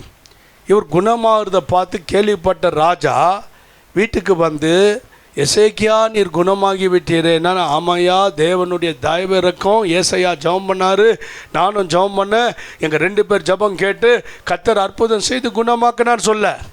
அது விடுங்க. அப்புறம் நீங்கள் எப்படி இருக்கிறீங்க அது விடுங்க. குணமாயிட்டீங்கன்னா அது விடு, நீ எப்படி இருக்கிற, அப்புறம் அப்படியே நல்லா இருக்குது ஆனது, வா வா வா, இது அமெரிக்காவில் வாங்குந்து, இந்த ஜப்பானில் வாங்குந்து, இந்த இந்தோனேஷியாவிலேருந்து வாங்குந்து, இந்த மலேசியா சைனாவில் வாங்குந்துன்னு ஏசையா கிட்ட கர்த்தர் பேசுகிறார். ஏசையா இப்போ சீக்கிரமாக போ. அவன் எவ்வளோ நன்றி மறந்துட்டான் பாரு. அவன் குணமாகுந்து இன்னொரு ராஜாக்கள் கேள்விப்பட்டு 3 ராஜாக்கள் வீட்டுக்கு வந்தா, இது சைனாவில் வாங்குது, அமெரிக்காவில் வாங்குது, ஜப்பானில் வாங்குது, ஆப்பிரிக்காவில் வாங்குது நீங்கிறான். நீ போயிட்டு அவனுக்கிட்ட போய் எனக்காக பேசு. உடனே ஏசையா உள்ள போகிறார். அவனுங்க வெளியே போயிடுறாங்க ராஜாங்க. இவர் என் ஜனத்தின் அதிபதியாகிய எசேக்கியாவே யார் அவங்க அப்படின்னு கேட்குறார். ஐயா அவங்கெல்லாம் பெரிய பெரிய ராஜாக்கள். எதனால் வந்தாங்க? அவன் எனக்கு அற்புதமாக சுகமாயிச்சே அதை கேட்க வந்தாங்க. என்ன சொன்னாய்? இப்போ தான் அவர் யோசிக்கிறான். என்ன சொன்னேன்? வீடு கட்டி எவ்வளோ யாருமே கட்டியிருக்காத அளவுக்கு கட்டியிருக்கிறேன். அப்புறம் எதை காட்டினேன்? நகையை காட்டினேன், கிச்சனை காட்டினேன், எதை காட்டினேன்? என் வீட்டில் நான் காட்டாதது எதுவுமே இல்லை சொல்கிறார். கர்த்தர் சொல்கிறார், எல்லாம் அடிமையாக போ. உன் பிள்ளைங்கள்லாம் அவன் அரண்மனை இல்லை வேலை செய்கிறவங்களா மாறும். கர்த்தருக்கு பார்த்தியா கோவம்? எதுக்கு வந்தாங்க அவங்க? நீ குணமானாயே வந்தாங்க, நீ உன் பிரஸ்தாபத்தை காட்டுற. தேப்பிள்ளைகளை என்றைக்குமே உங்கள் வீட்டில் வரவங்களுக்கு உங்கள் வீட்டில் இருக்கிற ஸ்க்ரீனையும் ஆடம்பரத்தையோ டிவியையோ காட்டினுக்காதீங்க. இதெல்லாம் இயேசு எங்களுக்காக செய்தா, எல்லாம் ஆண்டவருடைய தயவு. நான்லாம் இதெல்லாம் இல்லாத இருந்தேன், இந்த உயர்வு எல்லாம் கத்த தந்தா. அல்லேலூயா. கிற்காசிரியர் என்றால் என்னென்னு பார்த்தோம். கிற்காசிரியர்னா பின்மாற்றத்தின் ஆவி என்று பார்த்தோம். எமோரியருக்கு வந்துட்டோம். பெருமை என்னங்க, வெரி குட். என்னென்ன ஆவியை பார்த்தோம் நம்ம? ஏத்தியர் என்றால் பயம், கிற்காசியர் என்றால் பின்மாற்றம், எமோரியர் என்றால் பெருமை. ஒரு நாளும் தேவன் உனக்கு செய்ததை மறவாதபடி மறக்காது. அல்லேலூயா, ஆமென், அல்லேலூயா. இயேசுவை மறக்காத. இயேசுவை சொல்லுங்க, 10 வருஷத்துக்கு முன்னால் இப்படி இருந்தேன், சாப்பாட்டுக்கே கஷ்டம். இன்றைக்கி என் பிள்ளைகளெல்லாம் ஆகிலாக்கிட்டேன், வேலைக்கு போகிறாங்க, சம்பாதிக்கிறாங்க. ஒரே சம்பாத்தியம் மாறி 2 பேர் சம்பாத்தியம் உண்டாயிருச்சு. இதெல்லாம் கத்தரை புகழுங்க. ஆமென். சின்ன வீட்டிலேருந்து மேலே வந்தால் நான் சம்பாதிச்சேன், எவ்வளோ கஷ்டப்பட்டோம், நானும் என் வீட்டுக்காரும் கஷ்டப்பட்டு மேலே. நீ கஷ்டப்படுவது கூட உனக்கு கையில் பலன் தந்தது கத்தர். அதை சொல்கிறாரு பார், உபாகமம் 8:17, மறவாத என் சாமர்த்தியம், என் கைபலம், இந்த ஐஸ்வர்யத்தை எனக்கு இந்த இந்த இந்த ஐஸ்வர்யத்தை எனக்கு என்னது, என் சாமர்த்தியமும் என் கைபலனும் இந்த ஐஸ்வர்யத்தை எனக்கு சம்பாதித்தது என்று நீ உன் இருதயத்தில் சொல்லிக்கொள்ளாமலும் இருக்க எச்சரிக்கையார். ஒரு நாள் உன் உயர்வை என்னால் வந்தது என்று சொல்லாதீங்க. எனக்கு வந்தது எல்லாமே இயேசுவால் வந்தது, எல்லாமே கத்தர் தந்தது, எல்லாம் கத்தரிடத்தில் வந்தது. அல்லேலூயா. வீடு, வாசல், மனைவி, பிள்ளை எல்லாம் கத்தர் தந்தது. கத்தரை கனம் பண்ணுங்க. ஆமென். இப்போ எமோரியருடைய ஆவி என்றால் என்னன்னு பார்த்தோம்? பெருமை. அதை நாம் அழிச்சிடணும். ஆமென். மனசுக்கு இதை அழிக்கிறதுக்கு உங்கள் கௌரவத்தை சொல்லாதீங்க, உங்கள் ஜாதியை சொல்லாதீங்க, உங்களுடைய எதையும் பேசாதீங்க. கிறிஸ்தவன் ஜாதி பேசக்கூடாது. எப்போ ஞானஸ்நானத்திலேயே முடிஞ்சிச்சு. நாங்கள் அந்தமா வண்ணாறு, வணிகர், ஐயங்காரு, ரெட்டி, நாடாரு, தேவரு, குள்ளரு,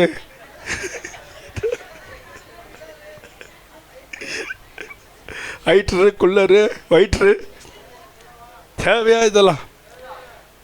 ரசிக்கப்பட்டீங்களா? என்ன ஜாதி நீ? அவ்வளோதான், சாப்புரா சொல்லிட்டார் ஒரே வார்த்தை. கிறிஸ்டினில் ஜாதி இல்லையா?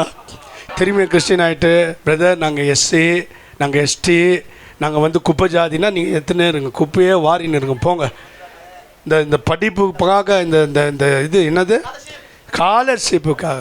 ஏன்னாயா ஸ்காலர்ஷிப்பு? அதனால தான் எப்படி இருக்கிற நீ, காலரே இல்லாதக்கிறியோ. ஸ்காலர்ஷிப்புக்காக ஒரு பேர், இங்கே ஒரு பேர், ஸ்கூலில் ஒரு பேர், அங்கே ஒரு பேரான், ஸ்கூலில் ஒரு பேரான், இங்கே கிறிஸ்டின் பேரான், ஸ்கூலில் என்ன நாட்டக், என்ன நடிப்பு, என்ன எமோரியரின் ஸ்பிரிட். அது தேவப்பிள்ளைகள் ஒரே பேரில் வாழு. தேவப்பிள்ளைகளே, எமோரியரின் ஆவியை எதிரு. எனக்கு வேணாம் இந்த ஸ்காலர்ஷிப்னு சொல்லு. எல்லாம் ஒரு மாதிரி இருக்கிறீங்களே. ஏதாவது 2 பேர் வச்சிட்டிங்களா? ஜோயல் தானே, யோவேல் தானே ஸ்கூலில் வேறு மாதிரி வச்சிட்டிங்களா? யோவேல் அப்படின்ட்டு அங்கே ஏதாவது பேருக்கு ஏதாவது இருக்குதா? பிரின்ஸே தான் தெரியுங்க. சின்ன சர்ச்சிலேயே என்னால் கண்டுபிடிக்க முடியல. இப்போ என்னம்மா, யோவேல் தானம்மா, வெரி குட்ம்மா, அப்போ தான் உங்களுக்கு செல்லுட்டு. ஆமேன். நல்லா சந்தோஷ். பேப்பரில் பேரை போட்டு கிதியோன்னு ஆக்கிட்டேன்.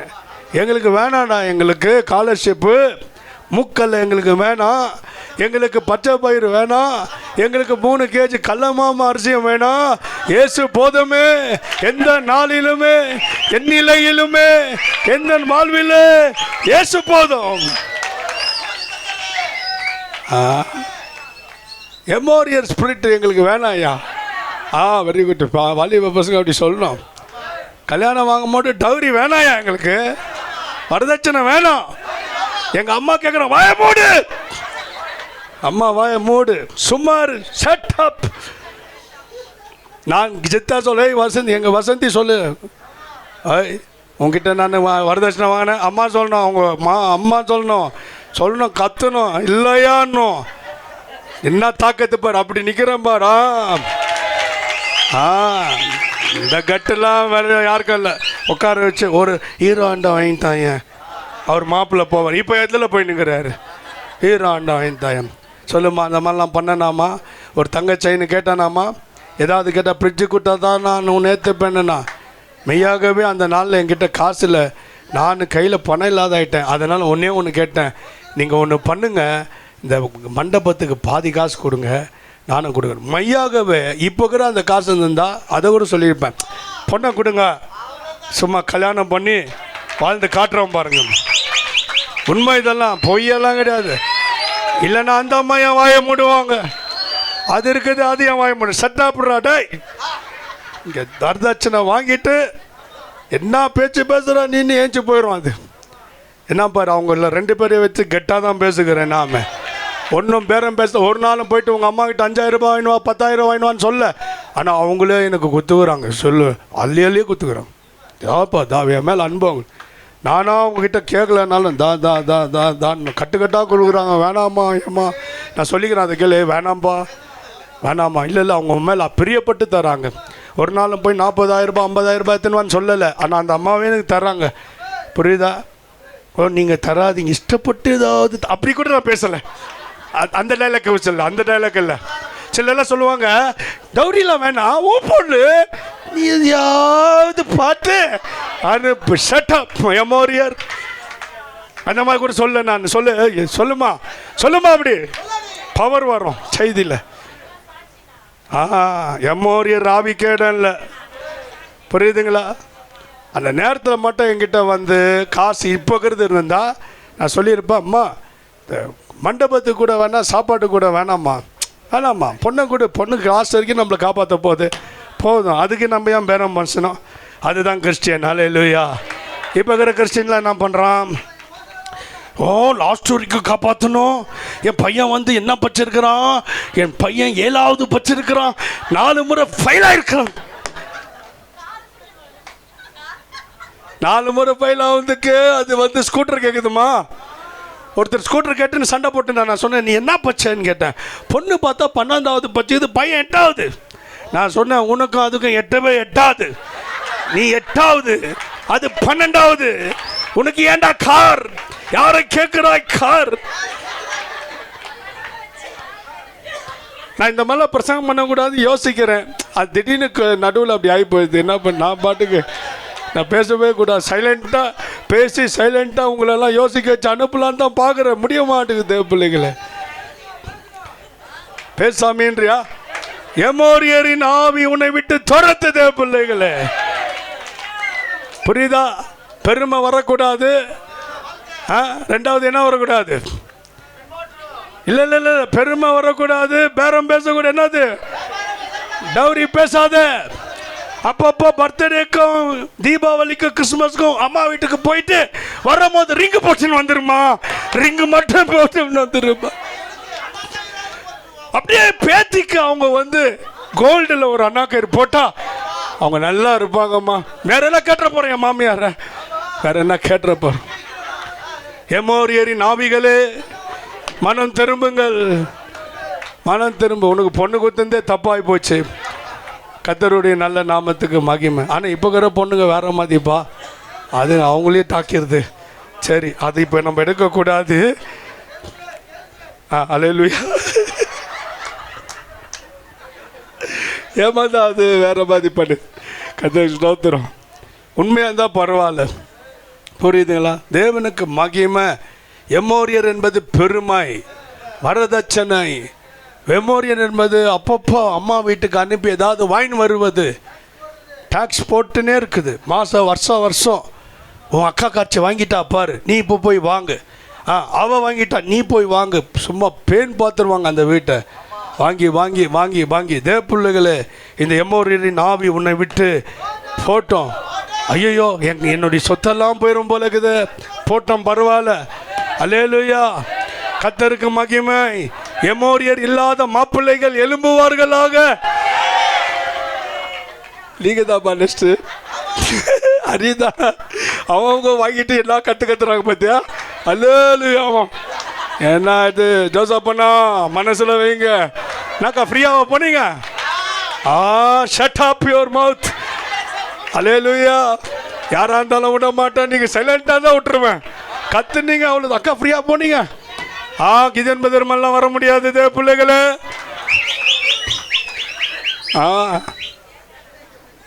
சைலண்ட் ஆகணும். ஊய் ஆயினா என்ன ஃப்ரீயாக போயிட்டீங்க, அவங்க நம்ம ஃப்ரீயாக போயிட்டாங்க மாற்றுக்குது.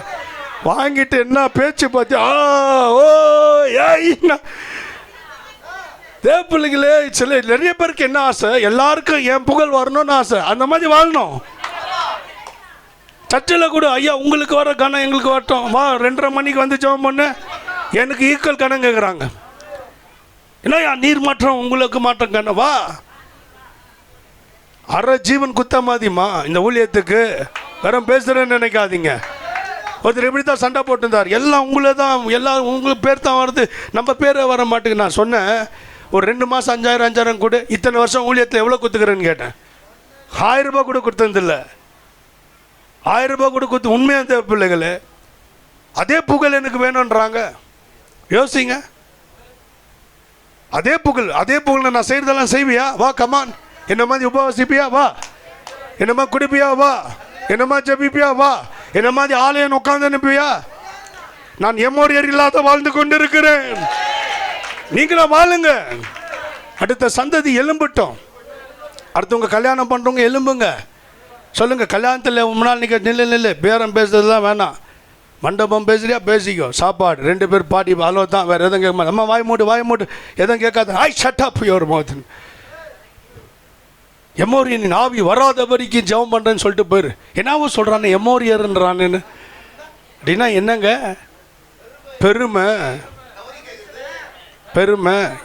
தேவ பிள்ளைகளே, இனி வாங்கி கொண்டு இருக்கிறவர்கள் ஸ்டாப் பண்ணிவிடுவீர்கள். அதை தான் உன் பேத்திக்கு தானே கொஞ்சம் போடு, உன் பேரனுக்கு தானே கொஞ்சம் போடுன்னு வாங்குறவங்க ஒரேடியாக போட்டுரு, மண்டையை போட்டுருன்றாங்க.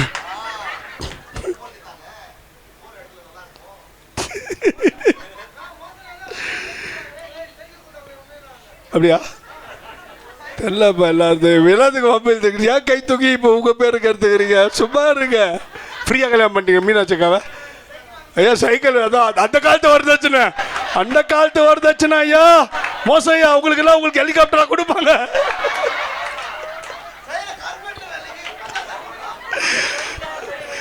அதான் வரதட்சணை வாங்கிட்டு இருந்தானேக்கா. சைக்கிள் வாங்கிட்டு பேசக்கூடாதுன்னா எதுக்கு உங்க மாணவ ஏதாவது கை தூக்குறீங்க? ஐயா நான் வரதட்சணை வாங்கலன்னு எல்லாம் போட்டு கொடுத்துருங்க. சும்மா எதுக்கு உங்க பேரை கருத்துருக்கிறீங்க? விடுங்க நீங்க பாட்டுக்கு. நெக்ஸ்ட் ஆகி போயிடுச்சு ஆண்டவர். இனிமேல் எமோரியர் ஸ்பிரிட் வருவதுக்கு ஆமாம் எதை விதிக்கிறீங்களோ அது. நீங்கள் வந்து சைக்கிள் கேட்டீங்க, உங்கள் மாப்பிள்ளைங்க வந்து பைக்கை கேட்கும், இல்லை காரை கேட்கும். அப்புறம் நீங்கள் சொல்லுவீங்க படுமாவீங்களா, பெண்ணை பெற்று கொடுத்தேன்னு அழகா என்னை வந்து இப்படி கேட்குறீங்களே. நான் என் மனைவி கிட்ட சைக்கிள் கேட்டானே உயிரத்தேன். அது இப்போ குட்டி, அது அந்த காலத்துக்கு. அது இப்போ இந்த காலத்தில் நீங்கள் செய்தது வட்டியை முன்னமாக வளர்ந்து நீங்கள் பொண்ணு கொடுக்கும்போது என்ன ஆகுது? நல்லா விதைச்சிருக்கிறேன். ஒருவேளை என் குழந்தைக்கே ஒருவேளை கல்யாணம் ஆகிற வயசு வந்துச்சுன்னா நான் என்ன பண்ணணும்? அதே மாதிரி தான் மாப்பிள்ளை பக்தியாக வருவார், நல்ல நீதிமானாக வருவார், ஜப வீரராக வருவார். ஐயா பொண்ணை தரீர் ஐயா அப்படின்னு நான் பார்ப்பேன். யார் இவன் பார்த்தா ஜபிக்கிறவர், தாராளமாக எடுத்துக்கோ பண்ணிடுவோம். அல்லேலூயா. ஜெபிக்கிறவங்களுக்கு மட்டும்தான், தேவனை சேவிக்கிறவங்களுக்கு மட்டும்தான், ஆண்டர் சித்தம் செய்கிறவங்களுக்கு மட்டும்தான். இயேசு வர தாமதித்தால் அல்லேலூயா எதை விதைத்தான் அதை நான் அறுப்பேன், நான் நம்புகிறேன். நாமே கர்த்தருடைய நல்ல நாமத்துக்கு மகிமை. அடுத்தது என்னங்கய்யா? கானானியர் என்பது இன்ஹாபிட்டட் த லோலேண்ட் ஏரியா, கீழ்த்தரமான ஜீவியம். கானானியர்னா என்ன? என்ன வசனம் கேட்டாலும் ஒரு கிறிஸ்தவனை போல வாழாமல் ஒரு உலகத்தான போல வாழ்வது, தண்ணி அடிப்பது, சிகரெட் அடிப்பது, பான் பராக்கு போடுவது, அன்சு போடுவது, சினிமாவுக்கு போவது, கெட்ட வார்த்தைகளை பேசுவது, இதெல்லாம் கிறிஸ்தவ வாழ்க்கையா? சொல்லுங்கள். கிறிஸ்துவம் இல்லாத போது வாழ்ந்த அதே வாழ்க்கையை இயேசு கிறிஸ்துக்குள்ளே வந்து இவ்வளோ வசனத்தை கற்றுக்கொண்டு கீழ்த்தரமான ஜீவியம். Inhabited the low land area. அவர்கள் கீழ்த்தரமான இடங்களிலே வாழ்கிறவர்கள். என்னங்க? அதாவது கீழ்த்தரமான ஜீவியம். அவ்வளோதான். புரிஞ்சிச்சா? ஏசு ஏற்றுக்கின மாதிரி எந்த ஒரு வாசனையும் வீசாது. இவன் கிறிஸ்டின் மாதிரியே தெரியாது. ஒரு பையன் நல்லா சிகரெட் அச்சுன்னு அப்படின்னு இருந்தான். அப்படின்னு இருந்தவொடனே டக்குன்னு பக்கத்தில் மச்சான் பிரைஸ்லாம் அலையலுயா, சரி அப்படி போயிடலாம் கூட்டத்துக்கு, ஜபமா, சரி சரி சரி நான் ரெடியாக இருக்கிறேன் எல்லாம் ஆயத்தம். நான் கேட்டேன், டேய் தம்பி ஜப கூட்டம் இருந்தால் ரெடியாக இருக்கிறேன்னு. ஆமாம் நாங்கள் ஊழியன் டேய் சே யாரா அவன் என்னென்னவோ பேசியிருந்தியடா இப்போ தான். அப்படி அது நான் அதெல்லாம் ஒன்றே இல்லைண்ணா. நாங்கள்லாம் ஊழியம் படுற பிரதிஷ்டை. நீங்களாம் எங்கேருந்து வந்தீங்க? பக்க வழியாக வந்துட்டீங்க. இவனுங்கள்லாம் பார்த்தா அந்த மாதிரி கூட்டங்களில் போயிட்டு ஒரே டான்ஸ் ஆடிக்கின்னு ஹாய் ஊயின்னு அலையலுயா ஹாலையிலுயான்னு நின்று இவனுங்க தான் அவனுங்க. பார்த்துக்கிறீங்களா? கீழ்த்தரமான ஜீவி. நம்மலாம் வாழும் போது எப்படிங்க வாழ்ந்துன்னுக்குறோம்? ஒரு பிரதிஷ்டை, ஒரு வேறுபாடு, வசனம் கேட்டு ஆண்டவர்கிட்ட போய் கெஞ்சி, ஆண்டவரே ஒரு கீழ்த்தரமாக வாழ நமக்கு கிறிஸ்தவன் என்று அந்த வாசனை வீசணும். இயேசு கிறிஸ்துவை ஏற்றுக்கொண்டான் என்று நம்மளுடைய நடத்தையில் நம்மளாம் கொஞ்சம் மிஸ் பண்ணாலும் மனசு கஷ்டமாகுது. என்னடா இது இப்படி பண்ணுறோம்? பெரிய பெரிய காரியம்லாம் செய்வதில்லை, சின்னது ஏதாவது பண்ணிட்டாலே அது ஸ்பிரிட்டு லோவாக ஆயிடுது, டல்லாகிடுது, பேஜாராகிடுது. எத்தனை பேருக்கு அந்த மாதிரிலாம் ஆகுது? தப்பு பண்ணிட்டாலே மனசு வருத்தப்படுது. அதுதான் ஸ்டாண்டர்ட் லைஃப் பிரதர். புரியுதுங்களா? கானானியர் என்றால் என்ன? அப்போ உங்களுக்கு எல்லாம் தெரிஞ்சிச்சு. இந்த ஜாதிகளெல்லாம் கர்த்தர் இன்னைக்கு நமக்கு காட்டுகிற. எத்தனை பேர் அதை விரட்ட விரும்புகிறீங்க? அப்போ தான் நம்ம வாக்குத்தத்தத்தை அடைவோம், பரலோகத்தை சுதந்தரிப்போம். எத்தனை பேர் வாக்குத்தத்தத்தை அடையலான்னு, எத்தனை பேர் பரலோகம் சுதந்தரிக்கலான்னு இருக்கிறீங்க? சொன்ன வார்த்தையெல்லாம் சொல்லுங்கள் பார்க்கலாம். ஏத்தியர் என்றால் பயத்தின் ஆவி, கீர்க்காசியர் என்றால் பின்மாற்றத்தின் ஆவி, எமோரியர் என்றால் பெருமை, டௌரி கேட்பது, இதெல்லாம் கூட கொஞ்சம் சொல்லிடணும், தப்பே இல்லை. புரியுதுங்களா? கானானியர் ஆவி என்றால் என்ன? கீழ்த்தரமாக ஜீவிப்பீங்களா தேவ பிள்ளைகளே? கிறிஸ்து இல்லாதவர்களை போல் வாழ்வீங்களா? எவ்வளோ பேர் கிறிஸ்தவர்களாக வாழ்ந்து காட்டுவீங்க? ஆமாம், மற்ற சபைக்கு போகிறவங்க எப்படி இருந்தாலும் நீங்கள் ஒரு கிறிஸ்தவர்களாக வாழ்ந்து காட்டுங்கள். ஆமேன், அல்லேலூயா, ஆமேன். அடுத்தது பெரிசெயர். கரெக்டு, அழகாக நான் அதை நோட் பண்ணி சொல்ல. பெரிசெயர் டுவெல்லர் இன் ஓப்பன் கண்ட்ரி, திறந்த வேலியிலே வாழ்கிறவர்கள். என்னங்க? அப்படி என்றால் பாதுகாப்பு இல்லாத ஜீவியம் செய்கிறவங்க. எல்லாம் சொல்லுங்க, பாதுகாப்பு இல்லாத ஜீவியம் பண்ணுறவங்க யாருங்க? பெரிசெயர் என்றால் பாதுகாப்பு இல்லாத ஒரு திறந்த வேலியில் ஜீவிக்கிறவங்க. எல்லாம் சொல்லுங்கள், திறந்த வேலியில் ஜீவிக்கிறவங்க. இந்த ஜனத்தோடைய அந்த அந்த அந்த அந்த குணங்கள் நமக்கு வரக்கூடாதுன்னு கர்த்தர் வெறுக்கிறார். புரியுதுங்களா? நம்ம கிறிஸ்தவர்கள் எப்படி வாழணும்? திறந்த வேலியில் வாழக்கூடாது. சங்கீதம் 91:1 வாசித்தால், உன்னதமானவருடைய மரபில் இருக்கிறவன் சர்வ வல்லவருடைய நிலையில் தாங்குவான். பார்த்தியா? அப்போ நம்ம திறந்த இஷ்டத்துக்கு திறந்து அவுத்து போட்ட மாடு போல அல்ல, அவுத்து விட்ட கழுதை போல அல்ல, அவுத்து விட்ட கட்டவிழ்த்து விட்ட ஆடுகள் போல அல்ல. அதுக்கெல்லாம் அவுத்து விட்டால் ஓனர் இல்லைன்னா எவனா திடீர்னு போயிடுவான். நம்மளாம் கட்டப்பட்டவங்க, எஜமான் கண்ட்ரோலில் இருக்கிறவங்க. ஆமாவா இல்லையா? எனக்கு யார் கண்ட்ரோல் இல்லைன்னு சொல்கிறீங்களா? உங்களுக்கு 2 கண்ட்ரோல் இருக்குது. ஒன்று இயேசு கிறிஸ்து, இன்னொன்று நடத்துகிற மேய்ப்பன். எதா பண்ணால் ஓய் ஊயின்னவர் அவர். ஊயின்றாரா ஊழியர் திட்டினா மனசு கஷ்டம் ஆகுதா இல்லையா? ஆகுது இல்லையா? சமாதானம் கெட்டதா இல்லையா? அட்லீஸ்ட் கெட்டது இல்லையா? அச்சா, அப்போ என்ன ஆளுன்னு தெரிலப்பா. நான் திட்டினா உனக்கு சமாதானம் கிடைக்கலையா? ஓ, அப்போ நல்லா ஆள் இல்லை, போங்க நீங்கள். மீனாட்சக்கா உச்சாமா, நீங்கள் திட்டினா நான் நல்லா பிரியாணி சாப்பிட்டு தூங்குவேன். நீங்கள் என்ன ஜீவம் பண்ணுறீங்களோ போங்க. நான் திட்டினா பிரியாணி கூட உனக்கு உள்ளே போகக்கூடாது தம்பிடு. அண்ணாச்சி திட்டிச்சு, மனசு சந்தோஷம் இல்லை. சோப்பியா நெல்லி அடிங்க. நெல்லி அடிச்சாலும் கில்லி அடிக்குதுமா. போகா அந்த மாதிரி அப்போ அவங்க பாரு இருக்குது பாரு, அவங்களே சொல்லிட்டாங்க. 2 நாளாக வெளியே திட்டினேன், அது என்ன மாதிரி ஜாலியாக இருந்துச்சு பார்த்தியா அது வாழ்க்கை. அதுதான் சொல்லிட்டேன், ரொம்ப ஜாலியாக இருக்குது உங்களை திட்டிட்டு. உண்மையாக வெள்ளை இப்போ வெள்ளை ஆடு அது திட்டினாலும் நல்லா இருக்குதான் பாருமா. ஒரு நடத்திப்புக்கார முறைச்சிட்டானா உன் வீட்டில் இருக்கிற மங்களமே போயிடணும். ஐயோ என் தெய்வம் என்ன ஒரு ஊழியக்காரனை வச்சு நத்துறாரு, அவர் கொஞ்சம் கோவப்பட்டார். எனக்கு அவர் சிலருங்களாம் கோவப்பட்டார்னா கோவப்பட்டாக்காடி நீ எத்தனை அந்த நெல்லி அடி சாடு. என்ன அர்த்தம்? அவர் பாஸ்டர் பேசினானா, பாஸ்டருடைய அசிஸ்டன்ட் பேசினானா?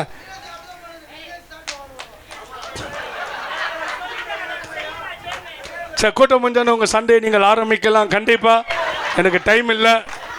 புரியுதா? இது என்ன ஆவியமா? இது பெரிசையரின் ஆவி பாதுகாப்பற்றது. ஆனால் நீ நான் அப்படி அல்ல. திறந்த விட்ட வேலி அல்ல.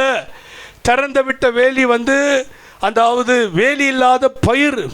வேலி இல்லாத பயிர் என்னங்க பண்ணோம்? ஏதாவது மாடு ஆடு மேய்ஞ்சிரும். நீங்களும் அப்படி இல்லை. உன்னதமானவருடைய மறைவில் இருக்கிறவன் சர்வ வல்லவர். உங்களுக்கு ஒரு கோல் இருக்குது, உங்களுக்கு ஒரு தடி இருக்குது, உங்களை கோலின் கீழே செல்லும்படி செய்கிறார். உடன்படிக்கை கட்டில் இருக்கிறீங்க. ஆனால் இவங்க யாருங்க? இவங்க திறந்த வேலியிலே ஜீவிக்கிறவர்கள். டெவலர் இன் ஓப்பன் பிளேஸ் ஆர் கண்ட்ரி. புரியணும் தான் இங்கிலீஷில் சொல்லிங்க. பாதுகாப்பு இல்லாத ஜீவியம் செய்கிறார்கள். நமக்கோ உன்னதமானவருடைய மறைவு. ஆகையால் தான் உன் வலது பக்கத்தில் 1000 பேர் விழுந்தாலும் உங்கள் இடது பக்கத்தில் அது ஒன்று அணுகாது. பார்த்துக்கிறீங்களா? உனக்கு ஒரு பாதுகாப்பு. இன்னொன்று வசனங்குது, கர்த்தருடைய நாமம் பலத்த துருகம், நீதிமான் அதற்குள் ஓடி. ஒரு அடி பாடுற பாரு. பாதுகாப்பா நெருக்கடியில் பதில் தருவார் ஆபத்திலே. பாதுகாப்பா நெருக்கடியில் பதில் தருவார் ஆபத்திலே. துணையாய் வருவார், உதவி செய்வார். துணையாய் வருவார், உதவி செய்வார். கைவிடா இயேசு கைவிடா. கைவிடா இயேசு கைவிடா. பாதுகாப்பா நெருக்கடியில் பதில் தருவார் ஆபத்திலே. பாதுகாப்பா. ஏன்னா டைம் இல்லை எனக்கு. இப்போ நம்ம எங்கெல்லாம் வந்துட்டோம் பாருங்க. நம்ம ஃபர்ஸ்ட்லேருந்து வருவோம், அப்போ தான் உள்ளே போவோம். ஏத்தியர் என்றால் பயப்படுத்துகிற ஆவி. அதை நம்ம ஜெயிக்கணும். எத்தனை பேர் இன்னைக்கு கூட்டத்தில் ஜெயிச்சிருவீங்க? பயப்பட மாட்டேன்யா, நான் இயேசுக்காக நிற்பேன்யான்றவங்க எத்தனை பேர்? அல்லேலூயா. 2வது கிற்காசியர், பின் மண்ணோடு ஒட்டி இருக்கிறவன். பின்மாற்றத்தின் என்ன பிரசவம் பண்ணி விட்டாலும் அந்த கழுவப்பட்ட பன்றி சேற்றில் பொருள்வது போல, நாயானது தன் கக்கினதை தின்னுவது போல, இவன் மிருகம் போல தான் வாழ்வான். சங்கீதம் 49 கடைசி வசனம் பார்த்தா, அறிவில்லாதவன் கனம் பொருந்தியனா இருந்தாலும் அழிந்து போகிற மிருகத்துக்கு சமமாக இருக்கிறான். அறிவில்லையா அவனுக்கு? மிருகம் போல ஜீவி. என்ன சொன்னாலும் அவன் கர்த்தருடைய வழியில் நடக்க. இதெல்லாம் நீங்கள் போய் வீட்டில் ஹோம்ஒர்க் பண்ணால் தான் நீங்கள் அடுத்த வாரத்துக்குள்ளே நல்ல குணசாலியாக வருவீர்கள். அல்லேலூயா. கர்த்தர் பேசுகிறார் அவங்களோட. ஆமென். 3ஆம் வசனம் பார்த்தோமா, எமோரியர், அதாவது புகழ விரும்புகிறவன், பெருமைக்காரன். புரியுமா? வெரி குட்மா, வெரி குட். ஜாதி பின்னணியை பார்க்குறவன், தான் எந்த இடத்துலேருந்து வந்தேன்னு பார்க்குறவன். நாங்கள்லாம் உங்கள் கூட சேர மாட்டோம், என்ன பண்ணாலும் உங்களோட கலவ மாட்டோன்ற ஆட்கள். புரியுதா? ஒஸ்தி எங்கள் ஆஸ்தி பெருசு, அந்தஸ்து பெருசுன்னு சொல்கிறவன். அடுத்தது பார்த்தோம் கானானியர், பேரிசையர், அதாவது பாதுகாப்பு இல்லாத ஒரு ஜீவியம். நாம் அப்படி இல்லை. நமக்கு ஒரு மறைவிடம் உண்டு. இயேசு நம்முடைய ஒளிப்பிடம் மறைவிடமாக இருக்கிறார், புகலிடமாக இருக்கிறார். புகலிடம்னா மறைஞ்சிக்கிற இடம், புகழ்கிற இடம் இல்லை, மறைங்கிற இடத்துக்கு பேர் தான் புகலிடம். புரியுதுங்களா? அடுத்தது 6ஆம் வார்த்தையை பார்க்கும்போது ஏவியர். அவங்களுக்கு ஏவியருக்கு அங்கே போயிட்டு பார்க்கும்போது அதை ஆராய்ச்சி செய்யும் போது அங்கே என்ன போட்டுக்குது, லைக் ஸ்னேக் அப்படின்னு போட்டுக்குது. அவர்கள் பாம்பு போன்றவர்கள். என்னங்களா, முதல் பாம்பை பைபிளில் எங்கே பார்க்குறோன்னா ஏதேன் தோட்டத்தில் தான் பார்க்கணும். பாம்பு வந்த உடனே என்ன வந்துச்சு, பாம்பு வந்த உடனே இச்சை வந்துச்சு. என்ன வந்துச்சு, சாப்பிடாத பழத்தை அது நைஸாக பேசி அது ஏமாற்றி அந்த பழத்தை பார்க்க வச்சு அந்த பழத்தை பற்றி புகழ்ந்து இது ஆண்டவர் சாப்பிடாதுன்ட்டாரு, இதை சாப்பிட்லாம் சாவதில்லைன்னு ஏமாற்றி இச்சையில் விழ வைத்தது. அப்படின்னா என்னென்னு நம்ம வாசிக்கிறோம், ஏவியர் இருந்தால் லைக் ஸ்னேக், இச்சை அடக்கம் இல்லாதவர்கள். யாருங்க, ஏவியர். நம்ம இச்சையை அடக்க முடியாமல் கத்தரி எழுந்துருவாங்க, லைக் ஸ்னேக். அவங்க அப்படின்னா இச்சை அடக்கம் இல்லாதவன், அவன் இச்சை அடக்க முடியாமல் ஆண்டவரே எழுந்துருவான். எவ்வளோ வசனம் கேட்டாலும் கடைசி என்ன பண்ணிடுவான், அவனால் இச்சை என்ன பண்ண முடியாது. இந்த விளக்கி நான் ஒவ்வொரு காரியத்தை சொல்லி உவமையை சொல்லி உங்களை அப்படியே கொதிக்க வச்சிருவேன். எனக்கு நேரமில்லை, புரிந்து கொள்ளுங்கள். இச்சை அடக்கம் என்ன பண்ணாலும் இந்த இச்சை கடைசி வரைக்கும் நம்மக்கிட்ட இருக்குதுமா. அது ஒரு கதை சொல்கிறேன், இதை சொன்னால் நல்லா இருக்கும்னு நினைக்கிறேன். உங்களுக்கு ஏற்கனவே சொல்லிக்கிறேன்.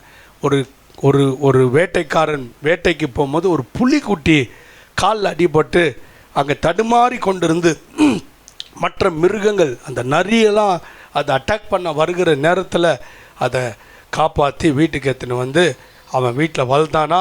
அவங்களுடைய பொண்ணு அவ்வளோ பெருசாக இருந்துச்சான். புலிக்குட்டி எப்படியோ அதை காப்பாற்றி அந்த நரிகள் கையிலேருந்து அவன் எத்தனை வந்து காயத்தை போட்டு கட்டு பண்ணி அந்த பொண்ணு அந்த புலிக்குட்டி மேலே ரொம்ப அன்பு காட்டி அதுக்கு மருந்தெல்லாம் போட்டு மடியில் வளர்த்து கொண்டு வந்து புலியும் வளர்ந்தது, அந்த பொண்ணும் என்ன பண்ணிச்சு, வளர்ந்து நல்லா சைஸ் ஆகிட்டு 2 பேரும் ஒரு அக்கா தம்பி மாதிரி என்ன பண்ணியிருந்தாங்க, அந்த வீட்டில் வளர்ந்தாங்க.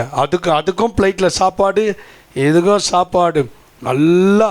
இது வேறு அது சிக்கனெல்லாம் அந்த புலிக்கு போட்டுரும், அது நல்லா சாப்பிடும். இப்படி இருக்கும்போது 2 பேரும் ரொம்ப பாசமாக வளர்ந்தாங்க. ஒரு நாள் 2 பேரும் விளையாடி கொண்டு இருக்கும்போது உருண்டி கீழே அது விளையாடும் போது அந்த புலி ரொம்ப பவராக இருக்கும் இல்லைங்களா, அது விளையாடுற நேரத்தில் அந்த பொண்ணு உருண்டி கை காலெல்லாம் தேஞ்சு ரத்தம். இந்த புலி ஆர்வத்தில் போய் என்ன பண்ணுச்சுன்னா, ஐயோ நம்மளை வளர்த்த நம்ம அக்கா அடிபட்டுச்சு ரத்தம் வந்துச்சுன்னு போய் நக்கிச்சான். நக்குனவனு ஒரு நிமிஷத்தில் அதுக்குள்ளே இச்சை வந்துச்சான். அது உருச்சான், என்ன இவ்வளோ டேஸ்ட் ஆகுது, இவங்க கொடுத்த சாப்பாடை விட 1000 மடங்குன்னு டேஸ்ட் ஆகுது. அப்போ இந்த பொண்ணு அனுபவிச்சா சாப்பிட்டா எப்படி இருக்கும்னு ஒரு நிமிஷத்தில் மறந்து அந்த பொண்ணுடைய கழுத்தை கச்சி அதெல்லாம் சாப்பிட்டு உடம்பெல்லாம் சாப்பிட்டு வேட்டைக்காரன் உள்ளே வரும்போது அந்த பொண்ணுடைய காலை சாப்பிட்டு கொண்டு வந்துச்சான். வேட்டையனுக்கு வந்துச்சான் கோபம், வந்து பார்த்தா வீடெல்லாம் ரத்தம். அந்த துரோகியை உன்னை அன்றைக்கே நரிங்க சாப்பிட விட்டுருக்கணும், உன்னை வீட்டில் எடுத்துன்னு வந்து குழந்த மாதிரி வளர்த்ததுங்க, ஏன் குழந்தையா நீ கச்சன்னு சொல்லி இருக்கிற வில்லெல்லாம் தச்சானாம். அது உடம்பெல்லாம் சிதைந்து கோரமாய் மறித்ததான்.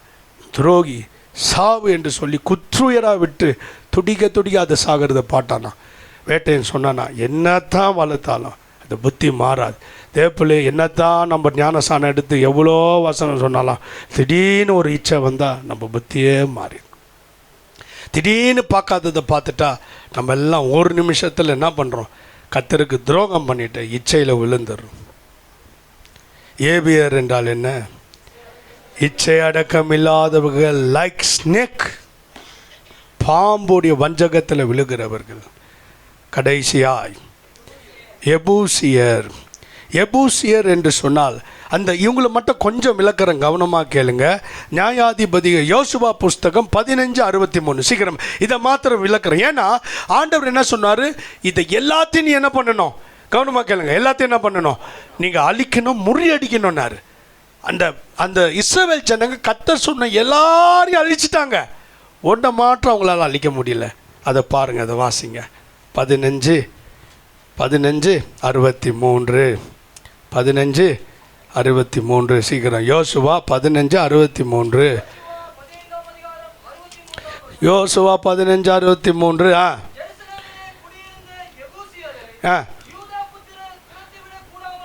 என்னவா, யூதா புத்திரர் எல்லாரையும் துரத்திட்டாங்க. எதை தான் துரத்தலை, எபூசியரை துரத்த முடியல. நியாயாதிபதிகள் 1:20-21 சீக்கிரம். நியாயாதிபதிகள் 1:20-21. ஆ ஆ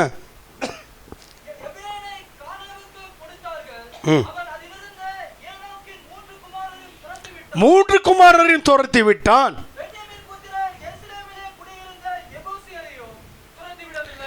எபூசியரை பாருங்க, யோசுவா நாட்கள்லையும் துரத்த முடியல, நியாயாதிபதி நாட்கள், ஏன்னா அது நியாயாதிபதிகள் புஸ்தகம், யாரால துரத்த முடியல?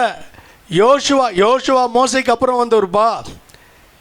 மோசே அப்பயே கட்டளையில் கொடுத்தாரு எல்லாரையும் துரத்துன்னு. ஜோஷுவா நாட்கள்லையும் எபூசியரை துரத்த முடியல, நியாயாதிபதி நாட்கள்லையும் எபூசியர் என்ன பண்ண முடியல. 2 சாமுவேல் 5ஆம் வசனம், 2 சாமுவேல் 5:4 வாசிச்சு பார்த்தீங்கன்னா தெரியும். சீக்கிரம். சாமுவேல் 5ஆம் அதிகாரம் வசனம் 4 தாவீது ராஜாவாகும் போது 30 வயதா இருந்தான். அவன் 40 வருஷம் ராஜ்யபாரம் பண்ணினான். அவன் எப்ரோனிலே யூதாவின் மேல் 7 வருஷமும் 6 மாதமும் எருசலேமிலே சமஸ்த இஸ்ரவேலின் மேலும் யூதாவின் மேலும் 33 வருஷமும் ராஜ்யபாரம் பண்ணினான். தேசத்திலே குடியிருக்கிற எபூசியர் மேல் யுத்தம் பண்ண ராஜாவானவன் தன் மனுஷரோடு கூட எருசலேமுக்கு போனான். அவர்கள் இதுல பிரவேசிக்க தாவீதினாலே கூடாது. தாவீதினால முடியல. எபூசியரை அடிப்பதற்கு மோசே பிரமாணம் எழுதினார் கர்த்தருடைய நாமத்தில். அதை ஜோஷுவா நாட்கள்ல ஆட்களால் அழிக்க முடியல. நியாயாதிபதிகள் வந்தாங்க, அவங்களால எடுக்க முடியல. தாவீது தேவனுடைய இருதயத்தை கேட்டு அவனாலையும் அடிக்க முடியல. யாரா அது இவ்வளோ பவராக்கிறா? எல்லாரையும் துரத்திட்டாங்க, எபூசியரை மட்டும் என்ன பண்ண முடியல, யாராலும் ஜெயிக்க முடியல. எபூசியரை காட்டுட்டா யாக்கோபு 3ஆம் அதிகாரம், யாக்கோபு 3ஆம் அதிகாரம் 1-2 வாசிப்போம். 3ஆம் அதிகாரம் வசனம் 1-2. என் சகோதரரே, அதிக ஆக்கினை அடைவோம் என்று அறிந்து உங்களில் அநேகர் போதகர் ஆகாதீங்க. மைக்க பூச்சி யாருக்குமே உபதேசம் பண்ணாதீங்க. கீழே வாசிங்க. நாம் எல்லோரும் அநேக விஷயங்களில் தவறுகிறோம். ஒருவன் சொல் தவறாதானால் அவன் பூரண புருஷனும் தன் சரீரம் முழுவதையும் கடிவாளத்தினாலே அடக்கி கொள்ள கூடியவனுமா இருக்கிறான். மறுபடியும் 1ஆம் வசனம். என் சகோதரரே, அதிக ஆக்கினையை அடைவோம் என்று அறிந்து உங்களில் அநேகர் போதகர் ஆகாதிருப்பீர்கள். 8ஆம் வசனம். நாவை அடக்க ஒரு மனுஷனாலும் கூடாது, எபூசியரை அடக்க ஒருவராலும் கூடாது. அல்லேலூயா. உன் வாயை நீ மூடிட்டாலே உன் வாயிலேயே ஜீவன் மரணம் இருக்குதான். அல்லேலூயா. சொற்கர் மிகுதினால், அதனால தான் இந்த வாயை பேசாமல் யாராவது இருக்க முடியும் சொல்லுங்க. ஆகையால தான் யோசுவா நாட்கள்லையும் அதை ஜெயிக்க முடியல, நியாயாதிபதி நாட்கள்லையும் அதை ஜெயிக்க முடியல, தாவீது நாட்கள்லையும் அதை ஜெயிக்க முடியல, நம்ம நாட்கள்லையும் அதை ஜெயிக்க முடியல. நாவை அடக்க ஒருவனாலும். ஆகையால் தான் நாவில் அக்கினிமயமான நாவை போட புதிய ஏற்பாட்டில் ஆண்டவர் பிளான் போட்டுட்டார். அல்லேலூயா. இது எங்கே தான் எரியுது இது? அது யோசுவா நாளிலையும் ஜெயிக்க முடியல, அது நியாயாதிபதி நாட்களையும் ஜெயிக்க முடியல, தாவீது நாட்களையும் ஜெயிக்க முடியல. கிறிஸ்துவின் சபையில் பெந்தகோஸ்தே நாளில் அது அக்கினியாக இறங்கி அதை அழிச்சிச்சு. அல்லேலூயா. கர்த்தருடைய பிள்ளைகளே, இந்த 7 விதமான வல்லமைகள், அதாவது எபூசியர் என்றால் குற்றப்படுத்துகிற ஆவி. என்னங்க, எப்போ பார்த்தாலும் அவன் பார் எப்படிங்கிறான், இவன் பார் இப்படி, சபையை குற்றப்படுத்துறது, ஊழியக்காரர் நம்மளை குத்தி குத்தி பேசுகிறாருன்னு குற்றப்படுத்துவது, அவருக்கு பார்த்தியா ஜபம் பண்ண சான்ஸ் கொடுத்துட்டாரு, நம்மளுக்கு ஏன் கொடுக்கல, சும்மா ஏதாவது ஒரு குற்றப்படுத்துகிற ஒரு ஆவி, தங்களுக்கே ஆக்கினை வர வைக்கிற மாதிரி பேசுகிற ஆவி. இந்த 7 விதமான ஜாதிகளையும் கர்த்தர் என்ன சொல்லுகிறார், நீங்கள் அழிக்க வேண்டும். உபாகமம் 20, 16, 17, 18 வாசித்து முடிக்கலாம். உபாகமம் 20 முடிக்கணும். உபாகமம் 20, 16, 17, 18. உபாகமம் 20ஆம் அதிகாரம் வசனம் 16, 17, 18. உன் தேவனாகிய கர்த்தர் உனக்கு சுதந்திரமாக கொடுக்கிற ஏத்தியர், எமோரியர், கானானியர், பெர்சியர், ஏவியர், எபூசியர் என்னும் ஜனங்களின் பட்டங்களின் மேல் மாத்திரம் சுவாசமுள்ள தொன்றையும் உயிரோட வைக்காமல் அவர்களை உன் தேவனாய கர்த்தர் உனக்கு கட்டளிட்டபடியே சங்காரம் பண்ண கடவாய். சங்காரம் பண்ணு. வேணாம், இது எல்லாத்தையும் என்ன பண்ணு? எதெல்லாம் சங்காரம் பண்ணு? ஏத்தியர் பயத்தின் ஆவியை சங்காரம் பண்ணு. கீர்காசியர் பின்மாற்றத்தின் ஆவியை சங்காரம் பண்ணு. எமோரியர் பெருமையை சங்காரம் பண்ணு. கானானியர் கீழ்த்தரமான ஜீவியத்தை அழிச்சு போடு. பெரிசையர் பாதுகாப்பு இல்லாத ஒரு வாழ்க்கை, அதாவது யாருடைய கண்ட்ரோல்லையும் ஆக்க மாட்டேன் என்பது தான் அதோடைய பொருள். நான் யார் என்ன ஒரு லீடர்ஷிப் நடத்த நான் விரும்பலை. நான் வாலிபன் ஆகிட்டேன். எங்கள் அப்பா அம்மா கூட என்ன நடத்தக்கூடாது. யார் பிரதர் எனக்கு ஆலோசனை சொன்னால் பிடிக்காது எனக்கு. நான் இவ்வளோ பேருக்கு தலைவர் தெரியுமா? அப்படி அல்ல.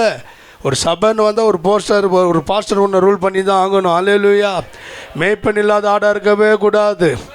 புரியுதுங்களா? அதான் திறந்த ஜீவியம். நான் போவேன், நான் வருவேன், என்னை யாரும் கேட்கக்கூடாது. எனக்கு இது அதெல்லாம் சொல்லக்கூடாது. எனக்கு எது பிடிச்சிட்டோ அதை நான் என்ன பண்ணுவேன்? எனக்கு இது செய்யக்கூடாதுன்னு சொல்லக்கூடாது. அவங்க தான் யாருங்க? பேரிசையர். திறந்த ஜீவியம். யாருடைய லீடர்ஷிப் கீழே இருக்க மாட்டாம. புரியுதுங்களா? அடுத்தது என்ன பார்த்தோம்? ஏவியர் இச்சடுக்கம் பாம்பின் வஞ்சகத்தில் விழுந்தவர்கள். கடைசி எபோசியர் நாவடுக்க தெரியாதவர்கள். இப்படிப்பட்ட காரியம் செய்கிறவன் தேவராஜ்யத்தில் என்ன பண்ண முடியாது. கடைசி இதை வாஸ்து முடிங்க. யாத்திராமம் 23 22 25 வாஸ்து நான் முடிவு போகணும். யாத்திராகமும் 23 இன்னும் நிறைய வசனங்கள், ஆனாலும் உங்களுக்கு இதை நான் முடிவில் கொண்டு வரேன். யாத்திராமம் 23 22 25. யாத்திராகம் 23ஆம் அதிகாரம் 22 23 24 25. சூப்பர். நீ அவர் வாக்கை நன்றாய் கேட்டு நான் சொல்வதையெல்லாம் செய்வாயாகில் நான் உனக்கு சத்துருக்களுக்கு சத்ருவாயும் உன் விரோதிகளுக்கு விரோதியாயும் இருப்பேன். உன் சத்துருக்கு சத்துருவாயும் உன் விரோதிக்கு. எவ்வளவு பேர் இந்த வாக்குத்தத்தம் வேணும்ன்றீங்க? நம்ம சத்துருக்கு அவர் சத்துருவாயிருவாராம், நம்ம விரோதிகளுக்கு அவரு. கீழே வாசிங்க. என் தூதனானவர் உனக்கு முன் சென்று எமோரியரும் ஏத்தியரும் பெர்சியரும் கானானியரும் ஏவியரும் எபோசியரும் இருக்கிற இடத்துக்கு உன்னை நடத்தி கொண்டு போவார்.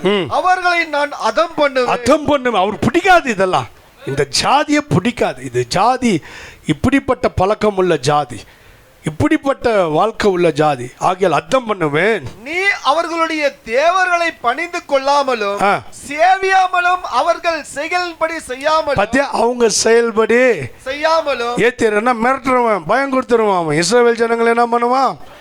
நம்ம அப்படிலாம் இருக்கக்கூடாது. கிர்காசியர்னா என்ன? பின்மாற்றத்தின் ஆவி உள்ளவன். நம்ம அப்படிலாம் இருக்கக்கூடாது. கவனமாக கேளுங்க. நீங்க அதெல்லாம் அர்த்தம் பண்ணி கீழே வாசிங்க. அவர்களை நிர்மூலம் பண்ணி அவருடைய சிலைகளை உடைத்து போடுவாயாக. உங்கள் தேவனாகிய கர்த்தரையே சேவிக்க கடவீர்கள். அவர் உன் அப்பத்தையும் உன் தண்ணீரையும் ஆசீர்வதிப்பார். வியாதியை உன்னிலிருந்து விலக்குவேன். நீ இந்த 7 செஞ்சுனா உன் தண்ணி சாப்பாடு ஆசீர்வதிப்பேன், வியாதியை நீக்கிடுவேன். உன்னை யாரா முறைச்சா அவனை நான் முறைப்பேன்றாரு. எத்தனை பேர் இந்த வாக்குத்தத்தத்தை அடையலாம் நினைக்கிறேன்? ஐயா, இந்த 7 அடைக்க எனக்கு மன விருப்பங்குதுயா. நான் அழிக்க விரும்புகிறேன். சும்மா இல்லை, எல்லாரும் இல்லை, அவங்க மாத்திரம் எழும்புங்க, எல்லாரும் எழும்பாங்க. ஐயா, இந்த 7 அழிக்க முடியாது. என்னது நீர் என்னென்னவோ சொல்லுகிறீர், டௌரி வாங்காதன்னு சொல்லி. டௌரி போய் அவனா வாங்காமல் இருப்பானா? அதெல்லாம் கிடையாதுயா. அப்படிலாம் எந்திரிக்காதீங்க. டௌரி வாங்கணும்னு தீர்மானம் பண்ணிட்டா உட்காருங்க, பரவாயில்ல, நான் டௌரி வாங்க தான் போகிறேன். சும்மா எழும்பக்கூடாது. இல்லை 4 பேர் எழும்பிட்டேன் அப்படி இல்லை. தேவ பிள்ளைகளே, என்னென்ன போட்டுக்கிறு? ஏத்தியரை நான் அழிப்பீங்களா? ஏத்தியரை ஏசுக்காக தைரியமாக முன்னேறுவீங்களா? ஏன் இப்படி இருக்குன்னு யாராவது கேட்டால் டக்குன்னு மாற்றிருப்பீங்களா? ஒரு அக்காவை கேட்டாங்கன்னா பூ போட்டு கூட வைக்க மாட்டான்னு பூ போட்டு வச்சுக்கினாங்களாம். ஏத்தியருக்கு பயப்படுற நீ ஏஞ்சி நின்னுக்கிற கத்தருக்கு மாக்கி. பக்கத்து வீட்டுக்காரர் கேட்டாங்களா, என்னவா ஏன் பூ போட்டு வைக்கலன்னா இந்த அம்மா வச்சுக்கினாங்களாம். மற்றவங்க என்ன நினைப்பாங்கன்னு. இன்னும் கூட சொல்லுவாங்க, இதை பண்ணு அதை பண்ணுன்னுவாங்க. எல்லாத்தையும் பண்ணி நிற்பியா? அவ்வளோ ஏத்தியர். என் இயேசுக்காக இப்படி ஜீவிக்கிறேன்னு சொல்லு. உன் இயேசு சொன்னார் ஆமான்னு. பழத்தை சாப்பிடாதன்னு சொன்னாரான்னு கேட்குது இந்த சர்ப்பம். அவங்க என்ன நிற்கணும்? ஆமாம் நிற்கணும். அவங்க வேறமா டக்கு ஊத்துனுங்கிறாங்க. தேவ பிள்ளைகளே, எப்படி உன்னை பூ வைக்கூட பொட்டு வைக்கிற கதை சொன்னார். ஆமாம், புறமான அலங்கரிப்பு உங்களுக்கு அலங்காரமாக இராமல் வசனத்தினால் அலங்கரிக்க சொன்னார் எங்கள் ஆண்டவர். யாரோ சொன்னதை கேட்டு நீ ஒன்றும் மாற்றிக்கூடாது. ஏத்தியர் இதெல்லாம் ஏத்தியருக்கு பயந்துக்குன்னு காலேஜுக்குன்னா அப்போ எங்கள் காலேஜுக்கு போனோன்னு கெட்டப் மாற்றிப்பியா? அங்கே இருக்கிற ஏத்தியர் அழித்து போடு. எங்கே போனாலும் கத்தரை கனம் பண்ண. அவங்களுக்கு தான் இந்த செய்தி. சும்மா எஞ்சி நிற்கக்கூடாது, நிற்கணும் விசுவாசத்தில். அவங்களும் ஆடம்பரமாக போகிறாங்க. அதனால் அங்கே போனோன்னு லிப்டிக் வச்சுக்கோமா, பொட்டு வச்சுக்கோ, பூ வச்சுக்கோ. அவர் சொல்வார், விடு ஊழியக்கார், நீ போ. 10 பேர் போகிற இடம் வர இடம் அங்கே தான் நீ ஏத்தியருக்கு நீ எதிர்த்து நிற்கணும். நீ ஏன் இப்படி இருக்கிற, எப்படி இருக்கிறன்னு நல்லா தான் இருக்குது, ஸ்மார்ட்டாக இல்லை. அடிஷ்னலாக நாங்கள் பண்ணுறதில்ல. என்னங்க பண்ண மாட்டோம். அவன் சொல்கிறதுக்கு நாங்கள் கேட்போமா? சர்பம் சொல்கிறதுன்னு கேட்போமா? எவ்வளோ பேர் நிற்பீங்க கத்தருக்காக? ஏத்தியர் அழிப்பீங்களா? கிற்காசிரியர் அழிப்பீங்களா? பின்மாற்றம் இனிமேல் வரக்கூடாது, பின்மாற்றம் வரக்கூடாது. என்னானாலும் ஆலயம் வாங்க, அல்லேலூயா. என்ன வந்தாலும் நில்லுங்க ஆண்டவருக்காக. எமோரியர் பெருமைக்கு இடம் தர மாட்டோம். டௌரி நாங்கள் வாங்க மாட்டோம். எங்கள் ஜாதியை உயர்த்தி பேச மாட்டோம். நாங்கள் கிறிஸ்துக்கள் எல்லாம் ஒன்றாகிறோம். நானும் நீ ஒன்றா, நானும் நீ ஒன்றான்னு கேட்கக்கூடாது. ஆமாம் ஒன்று தான். சர்ச்சில் பிச்சைக்காரன் வந்தாலும், பணக்காரன் வந்தாலும், படித்தவன் வந்தாலும், படிக்காத வந்தாலும், நீயும் நானும் ஒன்றா. ஒரே வீட்டுக்காரங்க, ஒரே அப்பா பிள்ளைங்க, ஒரே ராபோச்சின, ஒரே செய்தி. சபையில் பாகுபாடு பண்ணின்னு கூட நீ நான் ஒன்றான்னு கேட்கக்கூடாது. கத்தருக்கு மகிமை. கீழே வாசிங்க. அது காணானிய யார் கீழ்த்தாரு? எவ்வளோ வசனம் கேட்டாலும் கீழ்த்தரமா ஜீவிக்க போறியா? வெளியே போய் கீழ்த்தரமா? பசிச்சாலும் புலி, பசிச்சாலும் கிறிஸ்தவன், இச்சையிலையும் பாவத்திலையும் சினிமாலையும் போகக்கூடாது. ஏசு தான் நம்ம பசி ஆற்றணும். நமக்கு ஒரு பசி வந்தால் அது பைபிள் தான் ஆற்றணும். அல்லேலூயா. அடுத்தது என்னன்னு பார்த்தோம்? பெரிசேர்னா என்னங்க ஐயா? பாதுகாப்பு இல்லாத வாழ்கிறான், தலைவர் இல்லாத வாழ்கிறான், கோல் இல்லாத வாழ்கிறான், கட்டு இல்லாத வாழ்கிறான். நம்ம அப்படி இருக்கக்கூடாது. நமக்கு கத்த தந்த தலைவர் இருக்கிறாங்க. ஆமே, கத்தத்தான் தலைவர்னு போயிடக்கூடாது. கத்த தந்த ஊழியரும் தான் உங்களை நடத்துகிறார்கள். அவங்க என்னான்னு கேட்டால், அவங்க கோவப்பட்டால் நீங்கள் தான் அடங்கி போகணும். உங்களுக்கு அடங்கி வரணுன்னா நீங்கள் நினைக்கக்கூடாது. புரியுதுங்களா? அப்படி நீங்கள் நினச்சிங்கன்னா நீங்கள் யார்? நீங்கள் திறந்த வாழ்க்கை வாழ்கிறீங்க. உன்னை மேய்ப்பன் இல்லாத ஆடு யாருன்னா மேய்ஞ்சிடும் உன்னை. கீழே வாசிங்க. ஏவியர்னா என்ன? லைக் ஸ்னேக்கு, இச்சையை கொண்டு வருகிற பாம்பு. பாம்புக்கு அடிபணிந்தவர்கள். கடைசியாக பார்த்த எபேசு குற்றப்படுத்துகிறவர்கள், நாக்கை அடக்காதவர்கள். இவைகளெல்லாம் நாம் அழித்து கிறிஸ்துவை போல் மாறுவோமாக.